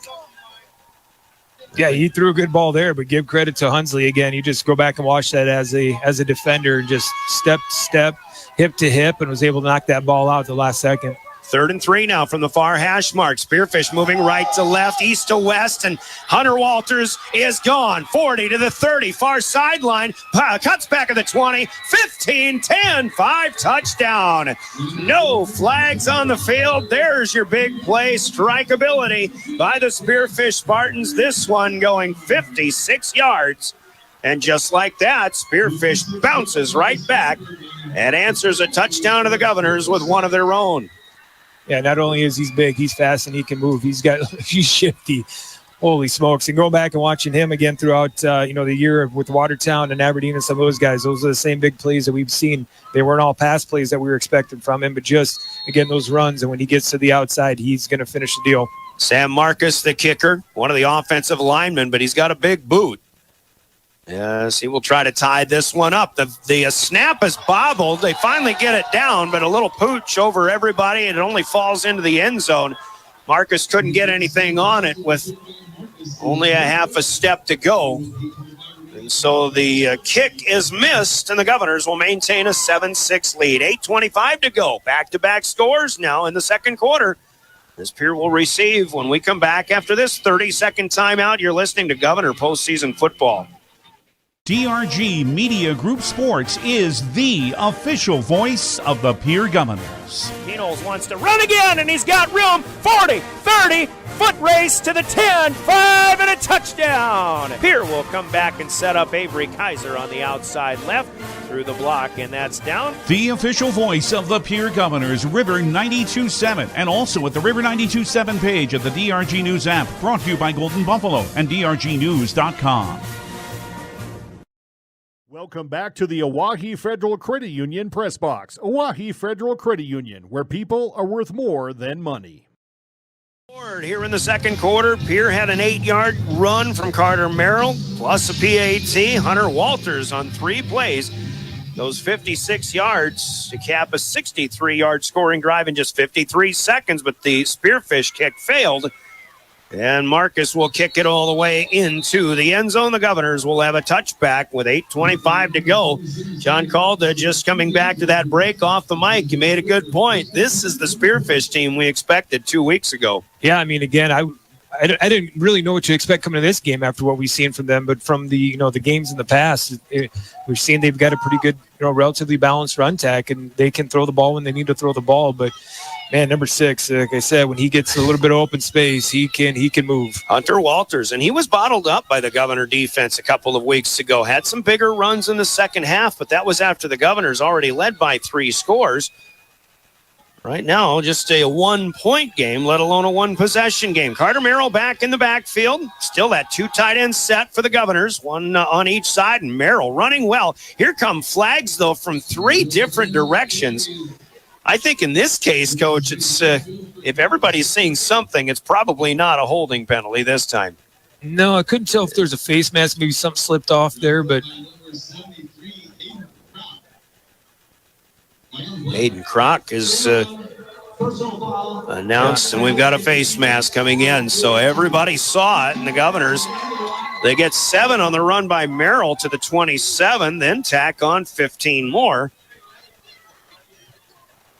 Yeah, part of the problem we're seeing with, probably even on both sides of the ball is we're starting to tackle up high a little bit. And again, you start getting those running backs in the open field. I know we want to make sure you secure them, but again, you got to start tackling legs, and, some of those face mask penalties won't happen. Merrill again, first down. By the way, this now is 17th carry of the first half, and he's already over 100 yards. Up across the 45 to the 47, a pickup of 5 that should set up a 2nd and 5. Right out in front of us here. And at this point, would you do anything different? Absolutely not. No, not at all. Keep running the football, keep wearing down that defensive line, and keep your running back in a good rhythm. Long as he's protecting the football, which it looks like he is here, he'll turn it up the right side. Marcus Medina will catch him, but not until Merrill is into Spartan territory across the 50 to the Spearfish 48. That is most of 5 more, but it looks like it'll be a half yard shy. Actually, nope, they're going to move him. Yep, the nose of the ball. No, the front half of the ball is on the 48-yard line, which was where the down marker was across the way. So that is another first down. Ball on the near hash mark. As Caleb Lounsbury will stay under center. Just a lot of black shirts across. In the center spot both ways. Pitch it to Merrill again. 45 to the 40. Near side slips a tackle. 35 to the 30. Vavruska had him, but Merrill just running with too much steam. He's run out of bounds inside the 30-yard line. Nope, I took that back. He's at the 31. Still a pickup of 17 more. And great job blocking on the edge there. We got tackle, number 61 coming out, Bogenhagen, and actually working himself out to the flats and taking on a defender there, and just a little chip block and just allowing Mayer a little bit more room to go. But man, what a fine run by him there. He's run the football 19 times. I would venture to say 14 or 15 times. He hasn't been touched until he's 5 yards upfield. Spearfish trying to show blitz here, but as Lucas breaks through, meanwhile, it's Merrill again, 25-20, 10 to the edge, 5 run out of bounds. And Carter Merrill is possessed right now. Hunter Walters finally got to him. Meverton helps out, but Merrill down to the 5 for 26 more. Again, great opening. They had the linebacker, I'm not sure who the number was, but was actually sit back about 5-6 yards and didn't even come up and even try to block that hole at all, and just allowed him to just, again, find that little seam.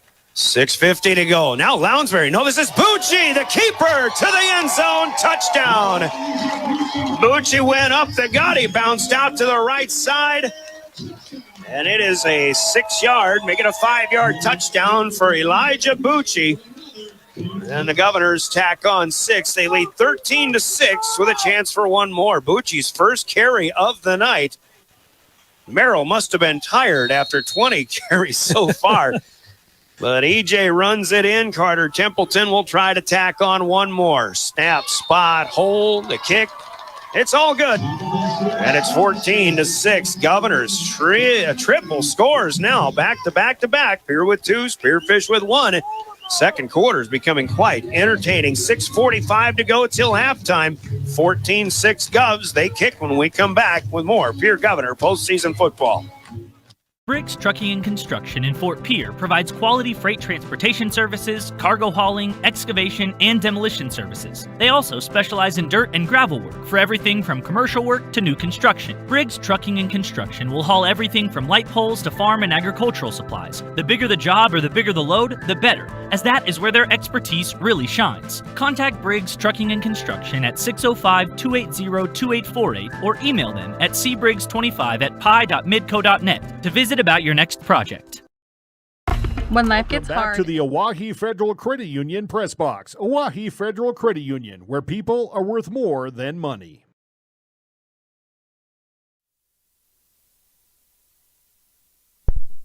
Last 5 yards on the ground. And it is 14-6. Welcome back to Phil Trotner Stadium in Hollister Field. Brian Oakland, John Caldo on the call.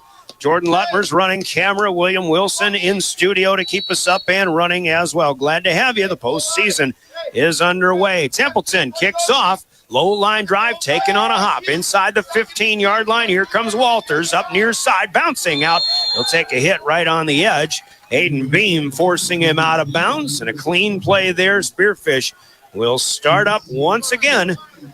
They answered the last time after Pierre scored first. See if they answer again with Pierre's second score.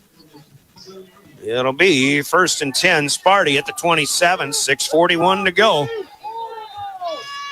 I don't know if the pace of this game continues. It certainly could be a lot of points on the board before it's all said and done. Jack Cowett, the junior quarterback, in for Thomas Hughes. Starts inside with Walters. He goes right. He cuts back up the middle of the field, spins 45 to the 50, and he's loose to the 40. Runs it out of bounds inside the 30-yard line. Another big gain for Hunter Walters. And a flag at the end. Did Pierre get a chip out of bounds? I think something maybe been said on the sidelines there because there was no contact whatsoever. Well, if there was contact, it would have been well out of bounds because Walters just ran himself right out of bounds. And they'll spot it at the Pierre 28-yard line. 23 to the 50, 22 more, about 45 yards for Hunter Walters after he just ran 56 for his score the last time he took a handoff. Lyle Talsma, the referee. We've got unsportsmanlike conduct against the Governors.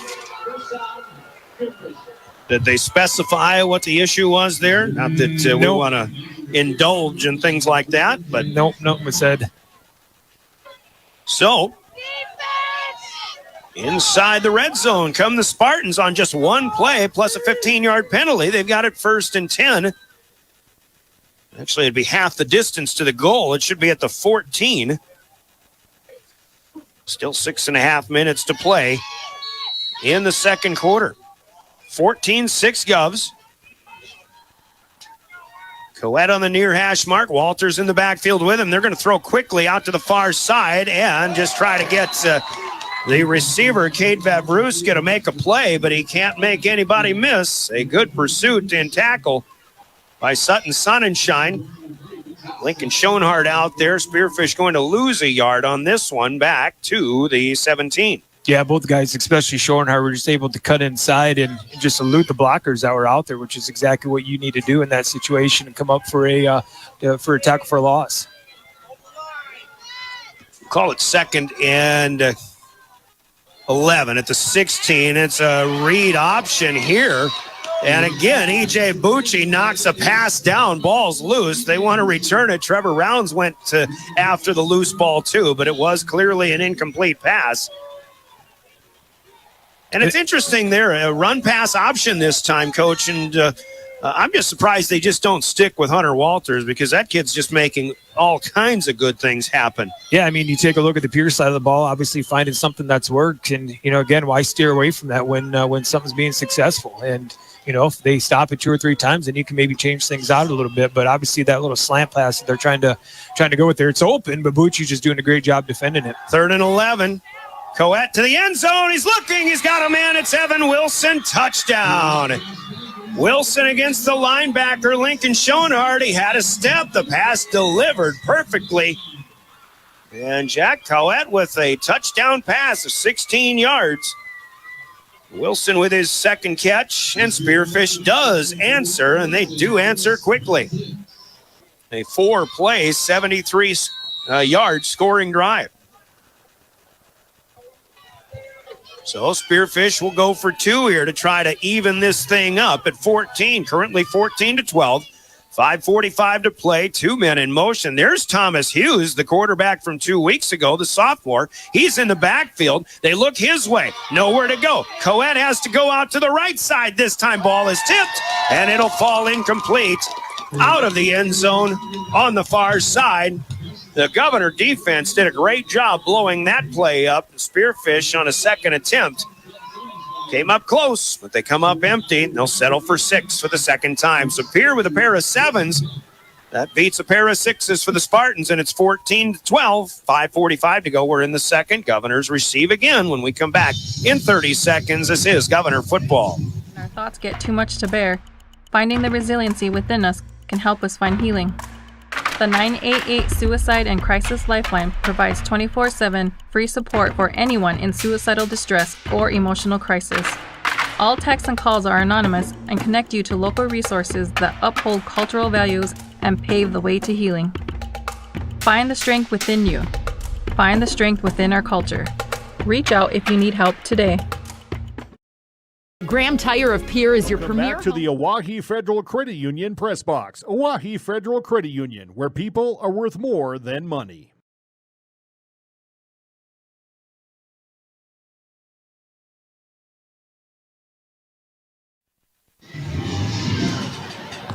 Welcome back to Phil Trotter Stadium in Hollister Field. Another quick offense drive for the Spearfish Spartans. 4 plays, 73 yards, just 56 seconds. 16-yard touchdown pass, but the 2-point conversion attempt fails, and it's 14-12. Marcus kicks off, and this is taken deep by Carson Stoser inside his 5. Comes up the middle of the field. 30 to the 40 to the 50 into Spearfish territory. He's out of bounds at the 41-yard line of the Spartans, and there was a face mask penalty that came in back at the 28-yard line as well. Yeah, I didn't see that flag get thrown, but you could clearly see the penalty there. Yeah, this is going to be another 15-yarder because Carson Stoser got his face turned in the wrong direction. But, to the defender's credit, he did let go, knowing that, that he was going to be guilty of one. And I guess, you don't want to hurt anybody, even if you're trying to make a stop. But that is a big return here for Carson Stoser, and the pace of this game and the amount of big plays. Here's the call. Oh, they call it a 5-yarder, and that's, well, again, good job by the defender to let it go.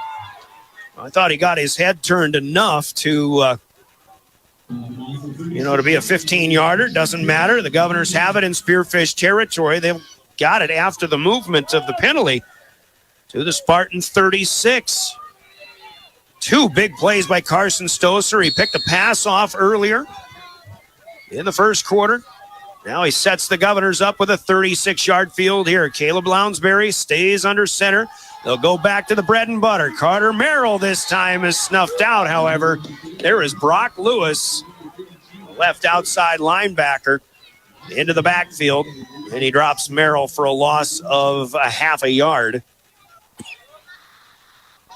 We'll call it a gain of 0. It is still closer to the 36-yard line. You kind of keep thinking about, or at least I do in the back of my mind, do you kind of pull a card from the old winter playbook in terms of run, but you've got those 2 tight ends that are sitting out there right now, and you've got the linebackers, you got safeties, everybody crash. And at what point in time do you bust one of those guys out in just a little seam pass? Yeah, Terwilliger is tight end right off the nub. Bogenhagen got Babcock on the other side. Here's a pitch pass to Shufflebein, near side to far. He turns the corner after getting out of a shirt-tailed drag. Inside the 35, down to the 32. Pick up a 4 on the pass play here. Second play that Shufflebein has caught. A little pitch. 3rd down and 6. And that after Merrill got stopped for a gain of nothing on the first down play. So 3rd and 6 here. Lounsbury in the far hash mark. Single wideouts. They try the freeze play to no avail this time. Spearfish very much more disciplined here this time around than they were 2 weeks ago. Merrill, or Bucci rather, he'll take the direct snap, up the gut, bounce it out to the left side, near the line to gain. Flag is down. It looks like a first down for the time being. We'll check the mark. Yeah, I think we're bringing that back on a hold call there as well. And it looks like they'll spot it at the 27-yard line, which would be about a half a yard shy of the line to gain. Spearfish could set up a 4th down play. I imagine they'll want to move the Governors back, though, if that is a hold. It is a hold on the Governors. Babcock, the tight end on the left side, the guilty party singled out. Penalty does occur on the line of scrimmage, and it'll be moved back to the 42. That's the 4th penalty. A 5th against the Governors, rather. 3rd of which has been a holding call. Now it's 3rd and 16. We're under 4 minutes to go. Lounsbury back in there. He wants to throw. He's going over the middle. Has Shufflebein at the 30. He levels a defender. Gets a few more yards close to the line to gain. Back toward that 27-yard line. And Shufflebein will make it interesting here. What'd you see in your reaction? Yeah, I mean, I saw Stolly. They basically all bailed on the right side of the field there, and Stolly was actually hitting a crossing route on the other side. And, we've obviously had this play work for us in the last couple of games, so I understand why they went to it, but may come back and even just check that in the future and find a wide open Stolly. So something to look forward to in the future. A yard short. Put Bucci in there. See if he can pick it up. It's 4th and 1 at the 27. They need to the 26 and a half. Bucci's freeze play is a no-go. He gets the snap. He'll go across left guard, and Spearfish pushing him back. Bucci, too strong. He outmuscles Walters, rather. The second effort by Bucci, and the leg drive gets him inside the 25 to the 24-yard line. Yeah, and I was watching that back, the sideline judge, and it looked like they had him stop maybe a yard from actually the first down there and just kept going and kept going and kept going. Move the chains. It's 1st and 10 of the 24. Really, it's a good thing by Bucci to keep the forward progress moving. If you're seeing that far guy coming in, he probably thought the play was just about over. Here's Merrill back in the backfield now. Give it to him on 1st down as he tries to follow the blockers. And again, yardage are becoming a little harder to come by now, but he will still pick up 3 to the 21. Yeah, you wonder if that's from just being tired after running for 160 yards in the last, it seems like 3 minutes of the football game, or if, Spearfish is finally making some of their adjustments to it. 2nd and 7. Yeah, I think Spearfish is just getting to the point of attack a lot better. Merrill isn't getting 5 yards before contact anymore. 2:10 counting down second quarter. Merrill's got room this time. Made a nice vision play up the middle of the field, inside the 20, inside the red zone. Put him at the 15 for 6. And it'll be 3rd down and short. Now I've got him over 160 to be unofficially exact. Merrill again, 3rd and 1. He'll try one more time. He cuts back to the middle. That'll be enough. Move the chains down to the 11. Merrill started right, and he made a cut back into what looked like a real small crease, but still good enough for 4 yards. Yeah, his lateral movement just so impressive. I mean, that's been a couple of times they've got guys in the backfield. He's been able to elude those those backers that are shooting and just obviously make positive gains out of it. Minute and a half left in the first half. It's Bucci in at the Wildcat quarterback spot. He comes right side. He's up the middle of the field inside the 5. We've got a push. We've got a whole pile of people going into the end zone. Touchdown. Or did they blow the whistle? They blew it dead. The whistle is blown, and they're marking it at the 2-yard line. That might have been quite early, but still a nice surge by Bucci of 9 yards. He'll get this time down to the 2. There was about 20 guys who all ended up gravitating into the end zone. Bucci on 2nd and 1, still room for a first down for what it's worth. But EJ takes the snap. He dives across right guard. Touchdown from 2 yards out. 9 plays for the Governors this time on 36 yards. A long kickoff return by Carson Stoser sets him up on a short field. And EJB is in for his second score from 2 yards out this time. Governors lead 20-12. And now with 43 seconds to go in the second quarter, a PAT by Templeton can make this one a 2-possession game for what it's worth. But Spearfish is going to be whistled for encroachment, I believe. They had a few guys coming, trying to block. And again, Lyle Talsma checking with Coach Steele. Dead ball, encroachment against receiving team.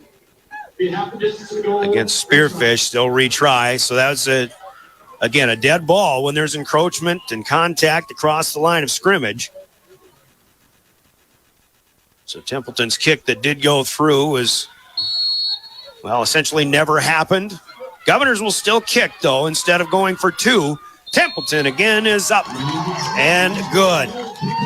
21-12. The Governors by 9 now with 43 seconds to go. We'll pause for 30 seconds. Pierre kicks when we come back with a 9-point lead. You're listening to Governor Postseason Football. Shop specializing in tires to fit vehicles, from ATVs to large farm equipment and everything in between. At your tire store next door, you can find a plethora of brand name tires that range from 4 to 10 ply and much more. Our highly skilled technicians can handle brakes, heating, and air conditioning. Call us today at 224-8643 or visit us at GrahamTire.com. Graham Tire is a proud sponsor of Pierre and surrounding communities' local activities. Welcome back to the Oahe Federal Credit Union Press Box. Oahe Federal Credit Union, where people are worth more than money. Long kickoff return, tack on a 5-yard penalty at the end of it. The Governors start at the Spearfish 36-yard line. And again, keeping it all on the ground. Carter Merrill, E.J. Bucci, running very well now. Governors do take 9 plays, but they take 3 minutes and 52 seconds off the clock. In fact, 4:52 in that one. We've only got 43 seconds to play here in the second quarter. A 2-yard run for E.J. Bucci, the PAT from Carter Templeton, who kicks off. Hunter Walters takes it at the 14, up the middle of the field. I was going to say look out, but the Governors with a good open field tackle.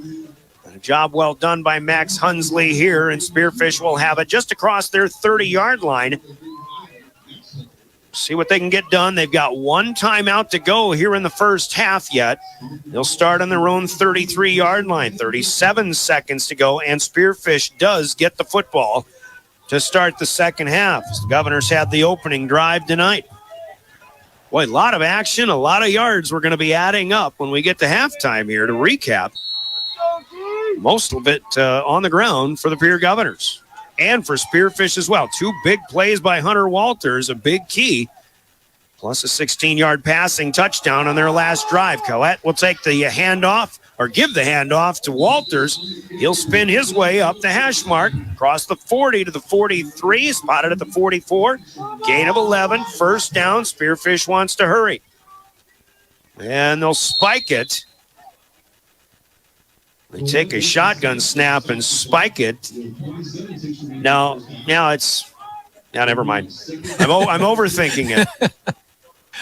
You just don't see that very often. No, not if you're often. going to spike it, then just get under center. But For some teams, we were talking about that today. For some teams, it's tough. Everybody's just shotgun these days. Where it's that if you're not used to that, it can actually throw a little bit of wrinkle in you. So spiking it makes it second down. Pump fake. Coet wants to throw again, looking for his man out there. Sonnenschein cuts it off and picks it off inside the 15-yard line, looking for Carson Sire out there, the quarterback.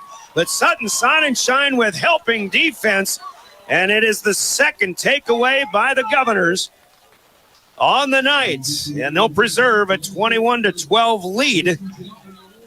We'll see if they decide to sit on it. That's usually not the MO of a Steve Steele team late in the half. They've got 20 seconds to go, and they've got all 3 timeouts, in fact, if memory serves. So let's put it at the 14. The Governors get it back.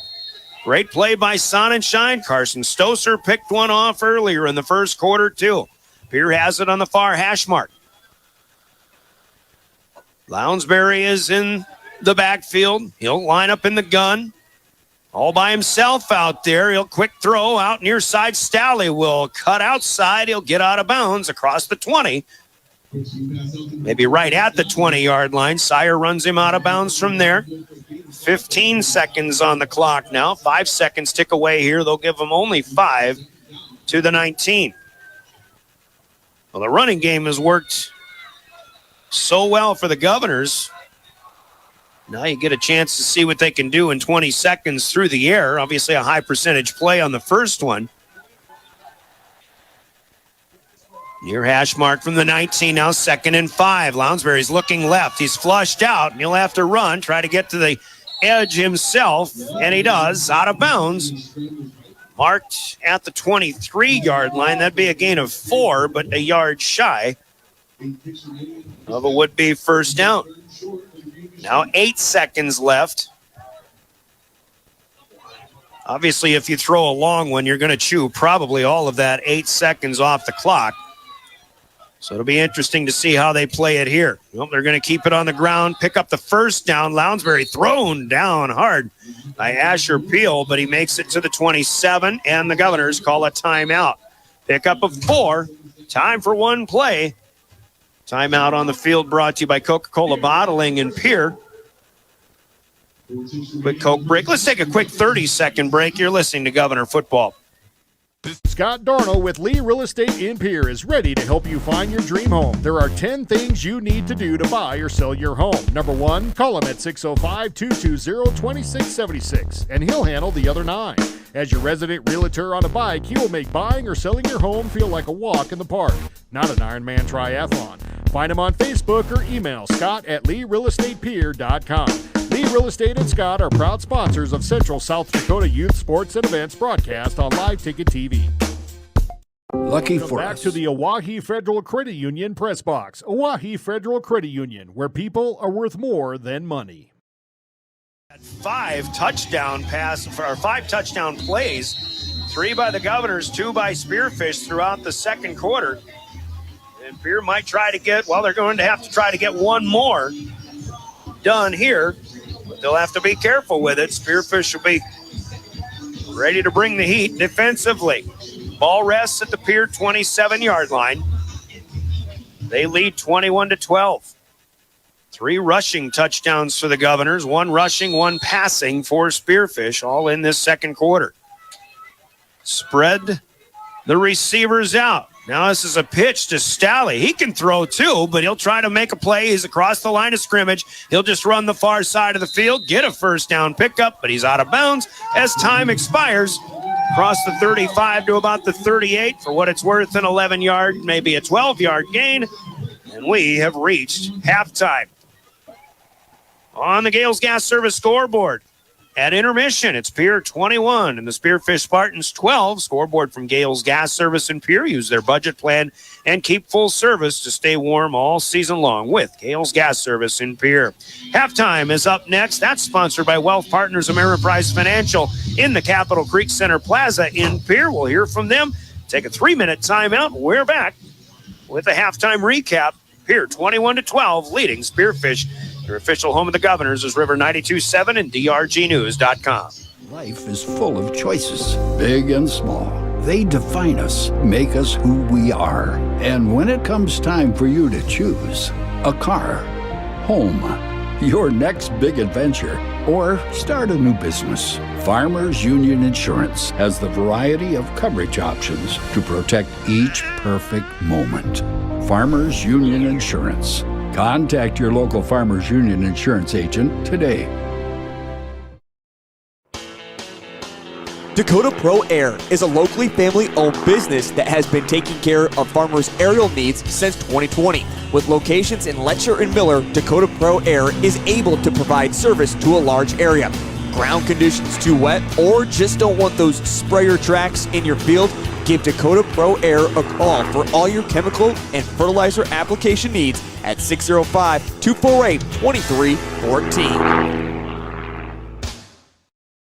Olson Plumbing in Pierre provides complete plumbing and drain cleaning services to commercial and residential customers. Olson Plumbing understands how the simple things in life are often the things we can't live without, and running water is the top of the list. Olson Plumbing offers 24/7 emergency services, and they can be at your location in under an hour in most cases. If you need help with your plumbing system, call Olson Plumbing 605-224-6436. You asked for it. Nonstop flights between Pierre and Minneapolis. Now you can book nonstop flights from Pierre to Minneapolis and Denver on Denver Air Connection. 1-hour flights on 50-passenger jets with fares starting at just $119 one way. Seats are limited and restrictions apply. Business, pleasure, a game, a winter getaway. It's easy when you fly from Pierre. Visit DenverAirConnection.com/Expedia to book your trip today. Skip the drive. Fly from Pierre Regional Airport. Minneapolis flights begin November 30th.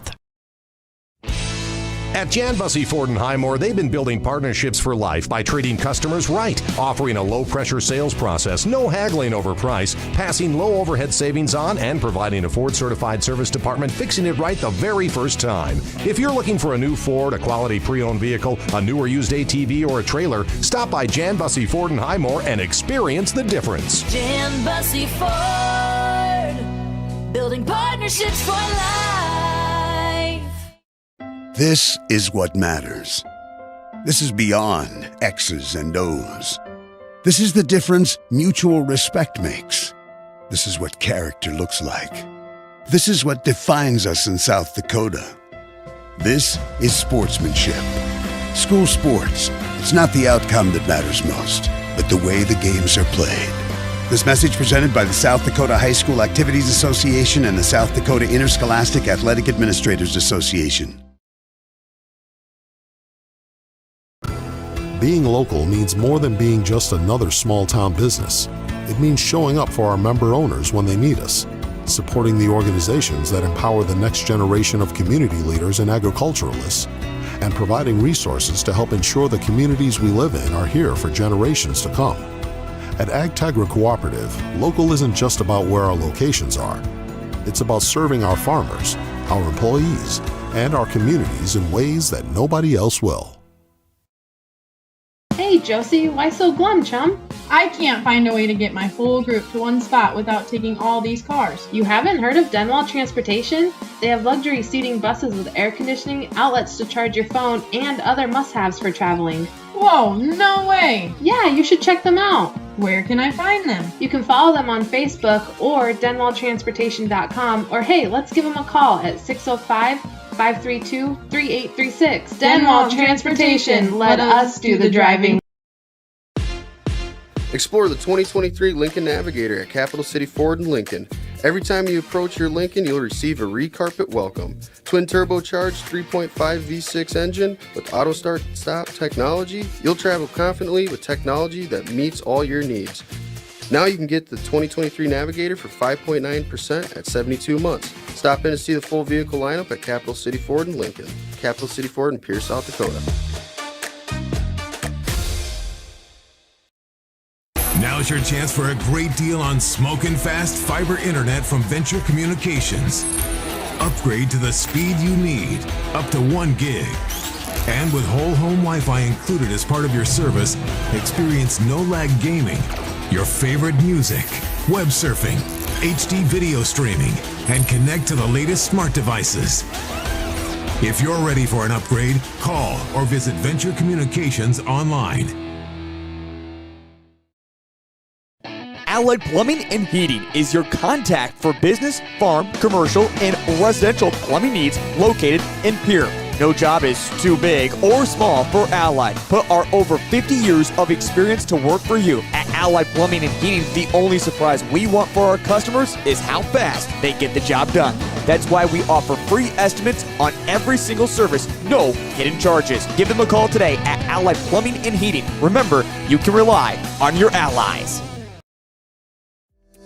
John Hoffman Electric is your neighborhood electrical service contractor, and so much more. No job is too big or too small for our team of professionals. We pride ourselves on keeping up with new technologies, such as Aerial, an augmented reality visual tool used to customize and experience a finished space before breaking ground. So whether you're building new or renovating a home, farm, or commercial space, let John Hoffman Electric light the way. John Hoffman is a proud sponsor of all local activities broadcast on Live Ticket TV. Starting the first bank in South Dakota was the easy part, earning the confidence of local farmers, helping families account for their dreams, and securing the future for countless businesses took us a little longer. We owe it to the hard workers, big dreamers, and forward thinkers out there. Thank you for making South Dakota a great place to call home.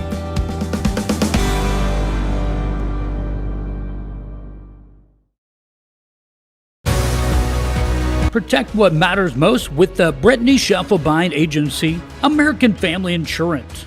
Our personalized insurance solutions ensure you're covered, no matter what life throws your way. From home and auto to farm, commercial, and life, we tailor policies to fit your unique needs. With our dedicated team and exceptional service, you'll have peace of mind knowing you're in good hands. Contact the Brittany Scheffelbein Agency, LLC. Best of luck in today's competition to the Pierre Governors from Black Sheep Agronomy, your local agronomy experts. Black Sheep Agronomy wants you to have a successful farm plan, and they're focused on products and practices that work in this region. As community members themselves, Tyler, Tice, and Austin support area students who work hard in their school and extracurricular activities. Good luck, Governors from Black Sheep Agronomy. Call 842-6104 for all your agronomy needs.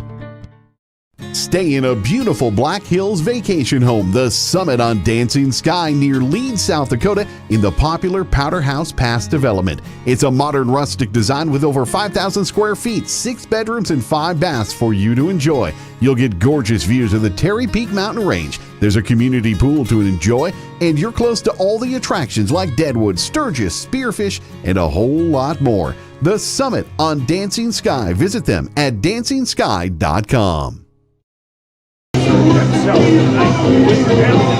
Agriculture is like no more business, which makes Farm Credit Services of America like no other lender. Owned by the farmers and ranchers we serve, our customers have a voice in how we work, a stake in how we do, and share in our success. Discover a lender that works for you at Farm Credit Services of America. Fentanyl is a powerful synthetic opioid, up to 100 times stronger than morphine. Even a tiny amount can be deadly. It's often mixed with other drugs without your knowledge, increasing your risk of overdose. Protect yourself and your loved ones and avoid unknown substances. Stay informed, stay safe, and remember, one pill can kill. For more information on fentanyl prevention, visit your local health resource or speak to a healthcare professional today. This message was brought to you by the Great Plains Tribal Opioid Response, so that the people may live. With our new online loan application, you can go to our website and apply for a loan when it's most convenient for you. We make getting loan approval fast and easy. Our local lenders are available to assist you if you have any questions. We make it pain-free to get that loan you've been wanting. We're an equal housing lender. Oahe Federal Credit Union, your hometown credit union since 1955. Federally insured by NCUA. You need parts from Grossenberg Implement? Well, just go to grossenberg.com and in the upper right corner of our website, check out the customer portal. This allows you to order your parts anytime and pick them up when you need them. You order them, our parts staff pull them and put them in designated store drop spots. You come in and get them and go about your day. Perfect for the harvest rush and so much faster when you need to be in the field. Grossenberg Implement is where service is the Advertising can be a struggle. Where to spend your money? Are you reaching the right audience? If you are looking for an effective method that reaches a large fan base at once, then here's your ticket with Live Ticket TV. With over 90 schools in the state of South Dakota, we can help you advertise locally with just your team or reach the region and state. Plus, a portion of all sales go directly back to the school. Get a hold of Todd Sandel today and let's get started in building your brand with Live Ticket TV. What if we said a bank isn't a place to lock up money? It's a place to set it free. What if the point of banking wasn't to bank at all, but to put your ideas to work? What if your bank asked, what if a little more? Well, what if we told you we do? We're American Bank and Trust, where what if meets why not? If you're ready to change what you get out of banking, start a relationship with us. What if you made the move today? When you're thinking of a new or used car, motorcycle, pickup, or RV, think of us. We make all sorts of vehicle loans. We can set you up with payments that fit your budget. So if you have getting some new wheels in mind, stop by and see us. We'll get you the right loan. Dakota Plains Federal Credit Union, federally insured by NCUA. We're big on you. We're small enough to know your name, but we're big on you.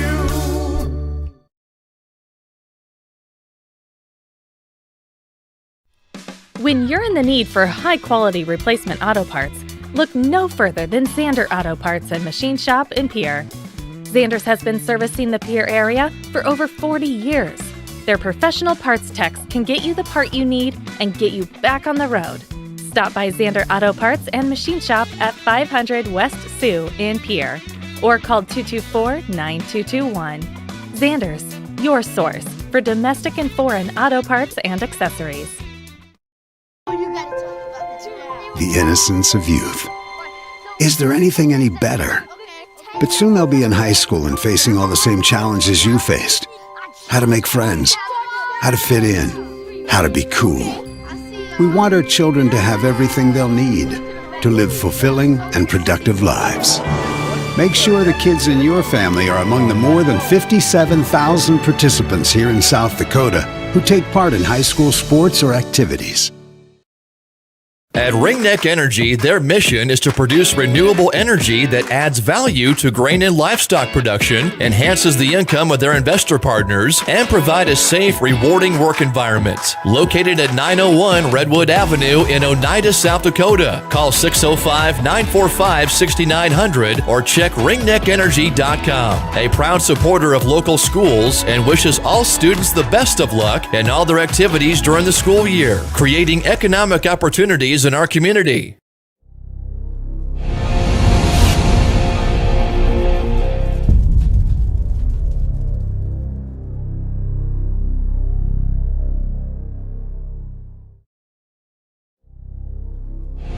Titan Machinery is actively hiring service technicians to our Case IH team in Highmore, Miller, and Pierre. Whether you are an experienced technician or looking to start your career, Titan has a spot for you. Earn a competitive pay with the potential to make upwards of 6 figures. Titan Machinery offers company HSA and 401k contributions, free single health care, and a generous tool allowance. For more information, log into titanmachinery.com/careers or contact Titan Machinery, your Case IH dealer, at 701-356-0130. The Best Western Ramkota Hotel in Rapid City supports all South Dakota student athletes and their families. They are conveniently located off Interstate 90, close to downtown and minutes from the beautiful Black Hills. The Ramkota offers sports and family-friendly rates. Guests can relax for free in the indoor water park. They have 36,000 square feet of banquet and meeting space, and the award-winning Minerva's Restaurant and Bar is located on site. Best Western Ramkota welcomes everyone to beautiful Rapid City, South Dakota. Do you have a pest problem? Got bats, ants, termites? Family owned and operated, Olson's Pest Technicians have had over 50 years experience taking care of pest problems in places across South Dakota, Nebraska, and Iowa. Utilizing brilliant methods such as Centricon bait stations for termites and Vicane treatment for bed bugs, there's no pest too tough for Olson's Pest Technicians. If you have pest problems, call 800-KILL-BUGS.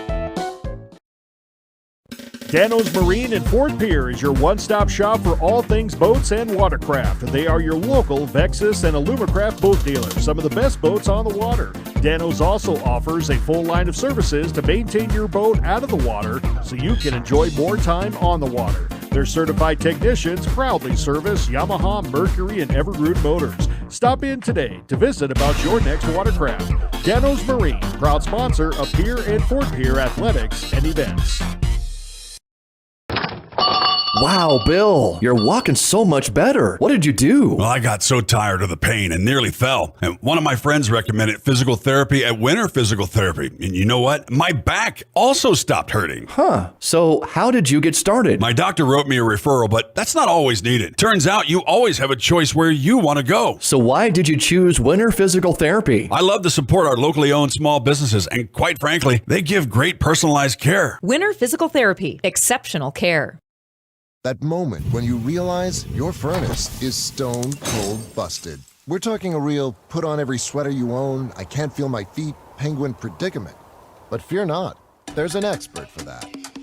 Let your local heating experts at Pites Service Experts keep you warm with $50 off any furnace repair. Like it toasty? There's an expert for that. Call Pites Service Experts at 866-EXPERTS. See website for license details. For over 70 years. Back to the Oahe Federal Credit Union Press Box. Oahe Federal Credit Union, where people are worth more than money.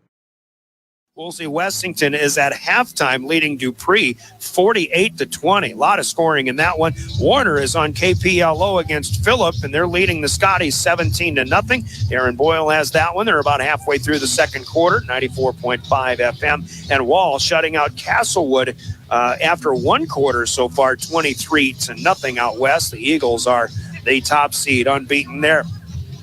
And in 9B, Del Rapids St. Mary defeated Kadoka area earlier this afternoon, 36-0. Sully Buttes has a 22-6 lead on Corsica Stickney. We've got that game on KGFX AM 1060, also 103.1 FM. Good going for the Chargers so far. Avon and Canastota scoreless after one. Avon is the top seed, and Coleman Egan adds a second touchdown to start the second quarter. They lead Act 2 seed Faulkton area 14-6. There's all the scores in what's going on tonight. The All Nations Conference picks up again tomorrow. White River will play Omaha Nation down at Macy, Nebraska. Winnebago, Nebraska in Class A will play Little Wound. Lower Brule, unbeaten, two-time defending champion. They will host Crazy Horse tomorrow at 5 o'clock in Brule. And another Class A game has Pine Ridge hosting Mapialuta, which is Red Cloud High School in Pine Ridge. Now we're all caught up.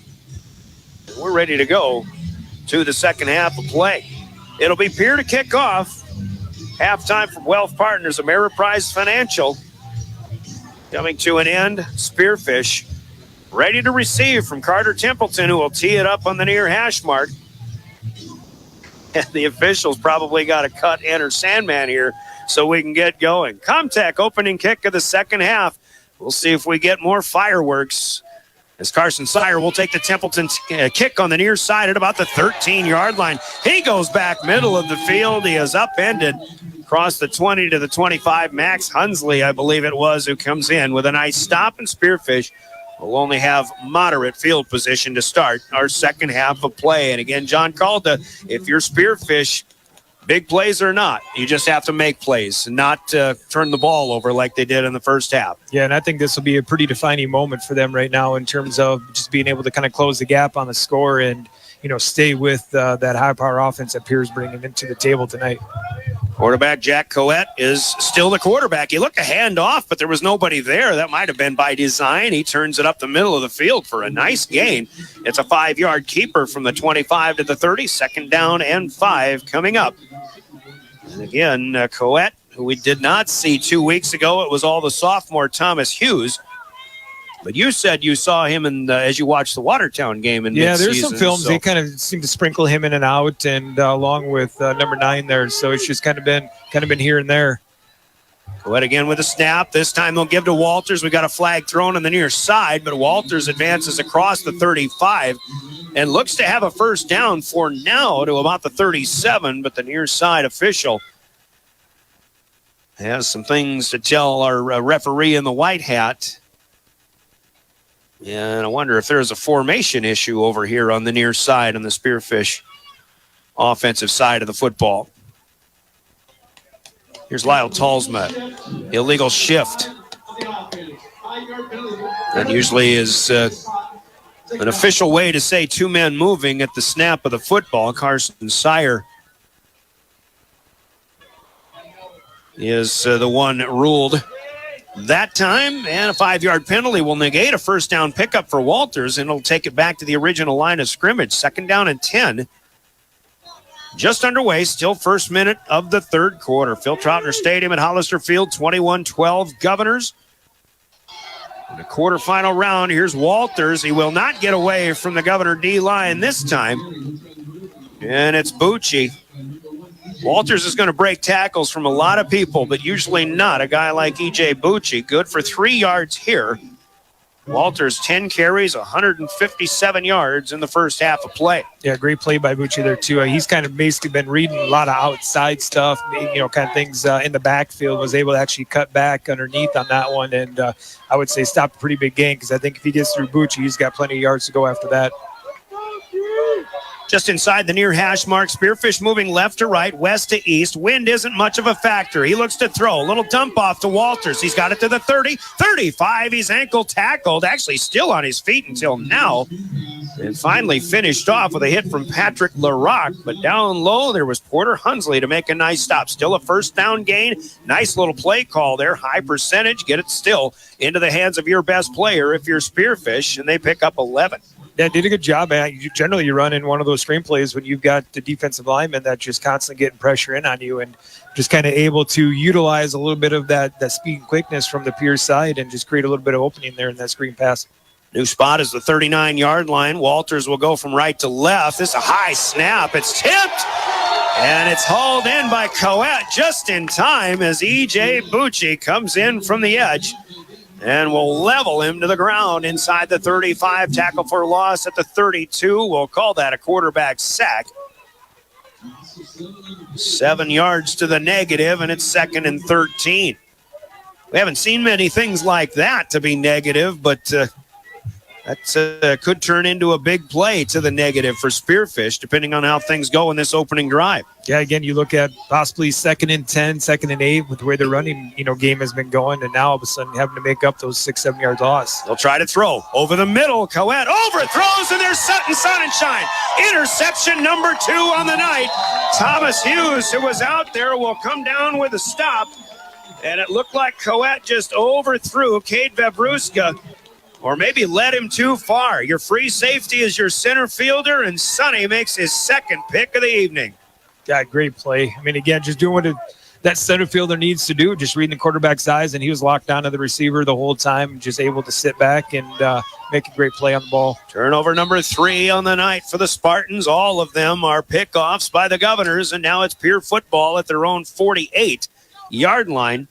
9:10 to go. We're in quarter number 3, 21-12 Governors. They'll stay on the ground, which did much of the first half. Not much here, though, for Carter Merrill. The 175-pound junior, he'll pick up a couple. Walters had a big first half on the ground. Merrill himself, 24 carries for 166. He gets 2 on his first one here. 2nd down and 8. Ball right on the midfield stripe. Here comes George Stalley, far side to near in motion. Now Caleb Lounsbury backing up in the gun here. Quick pitch, Merrill left side. He'll cross the 50 into Spearfish territory. Still won't get much as Walters comes up from the linebacking spot to meet him. Lathan Lucas in on the stop as well. Let's call it most of 3 to the Spearfish 47. It'll be 3rd down and 5. My stat sheet has room for 25 carries, and now I have to go to another line already for Carter Merrill here with his second carry of the second half. Normally we have that problems with passing and passing attempts with our quarterbacks. But, That's right. Yeah, a little different tonight. 4 minutes into the second half, 8 minutes to go. Fake the pitch on 3rd and 6. Lounsbury rolls out. He throws out there, and Cooper Terwilliger has it. It is Vavruska who can't get him down. Walters will push him out of bounds into Spartan territory. They're inside the 45, or the 40, down to the 36, a pickup of 11. If I'm nitpicky, that pass was thrown a little bit behind Terwilliger, but he did make a nice receive. Still a pretty well-thrown ball, a well-executed play all around for the Governors. First down to the 36 with 7:45, and the clock stopped with the play going out of bounds. Back to that 2 tight end set, which was so effective throughout the second quarter in particular. Handed off to Merrill, but really nowhere to go. Brock Lewis, among others, interrupting this play. Walters is there. Also 71, Asher Peel, who's usually pretty busy. Just a yard to the 35 this time. I imagine the Governor coaching staff probably expects Spearfish to defend the run a little bit better here in the second half, and I think we've seen that so far. But even for Pierre, even right now, if you're running the football, the clock is going to run quickly, and the second half is going to run quickly as long as you keep moving the chains and sustaining drives. Here's Walters to bring down Merrill, who spins inside the 35 down to about the 31. That's a gain of 4 more. And as good as I think we make second half adjustments, we also make really good adjustments just on the fly. And so, again, if they're going to start loading 8-9 guys in the box in this case and, again, start really forcing that run, well, I got to imagine Coach Steele is going to have something up his sleeve. And we've seen that with Terwilliger out in the flats. Again, I think we're going to possibly see some, more, run to the outside in that case. Bucci in to take a snap here, 3rd and 4. They give 5 to Merrill. EJ slips. Now he's got room up the middle. He's gone. 20-10-5 touchdown. EJ Bucci slipped into the second level, and he was behind the linebackers and into the backfield before anybody from Spearfish could blink. A burst from the 225-pound senior out of the Wildcat.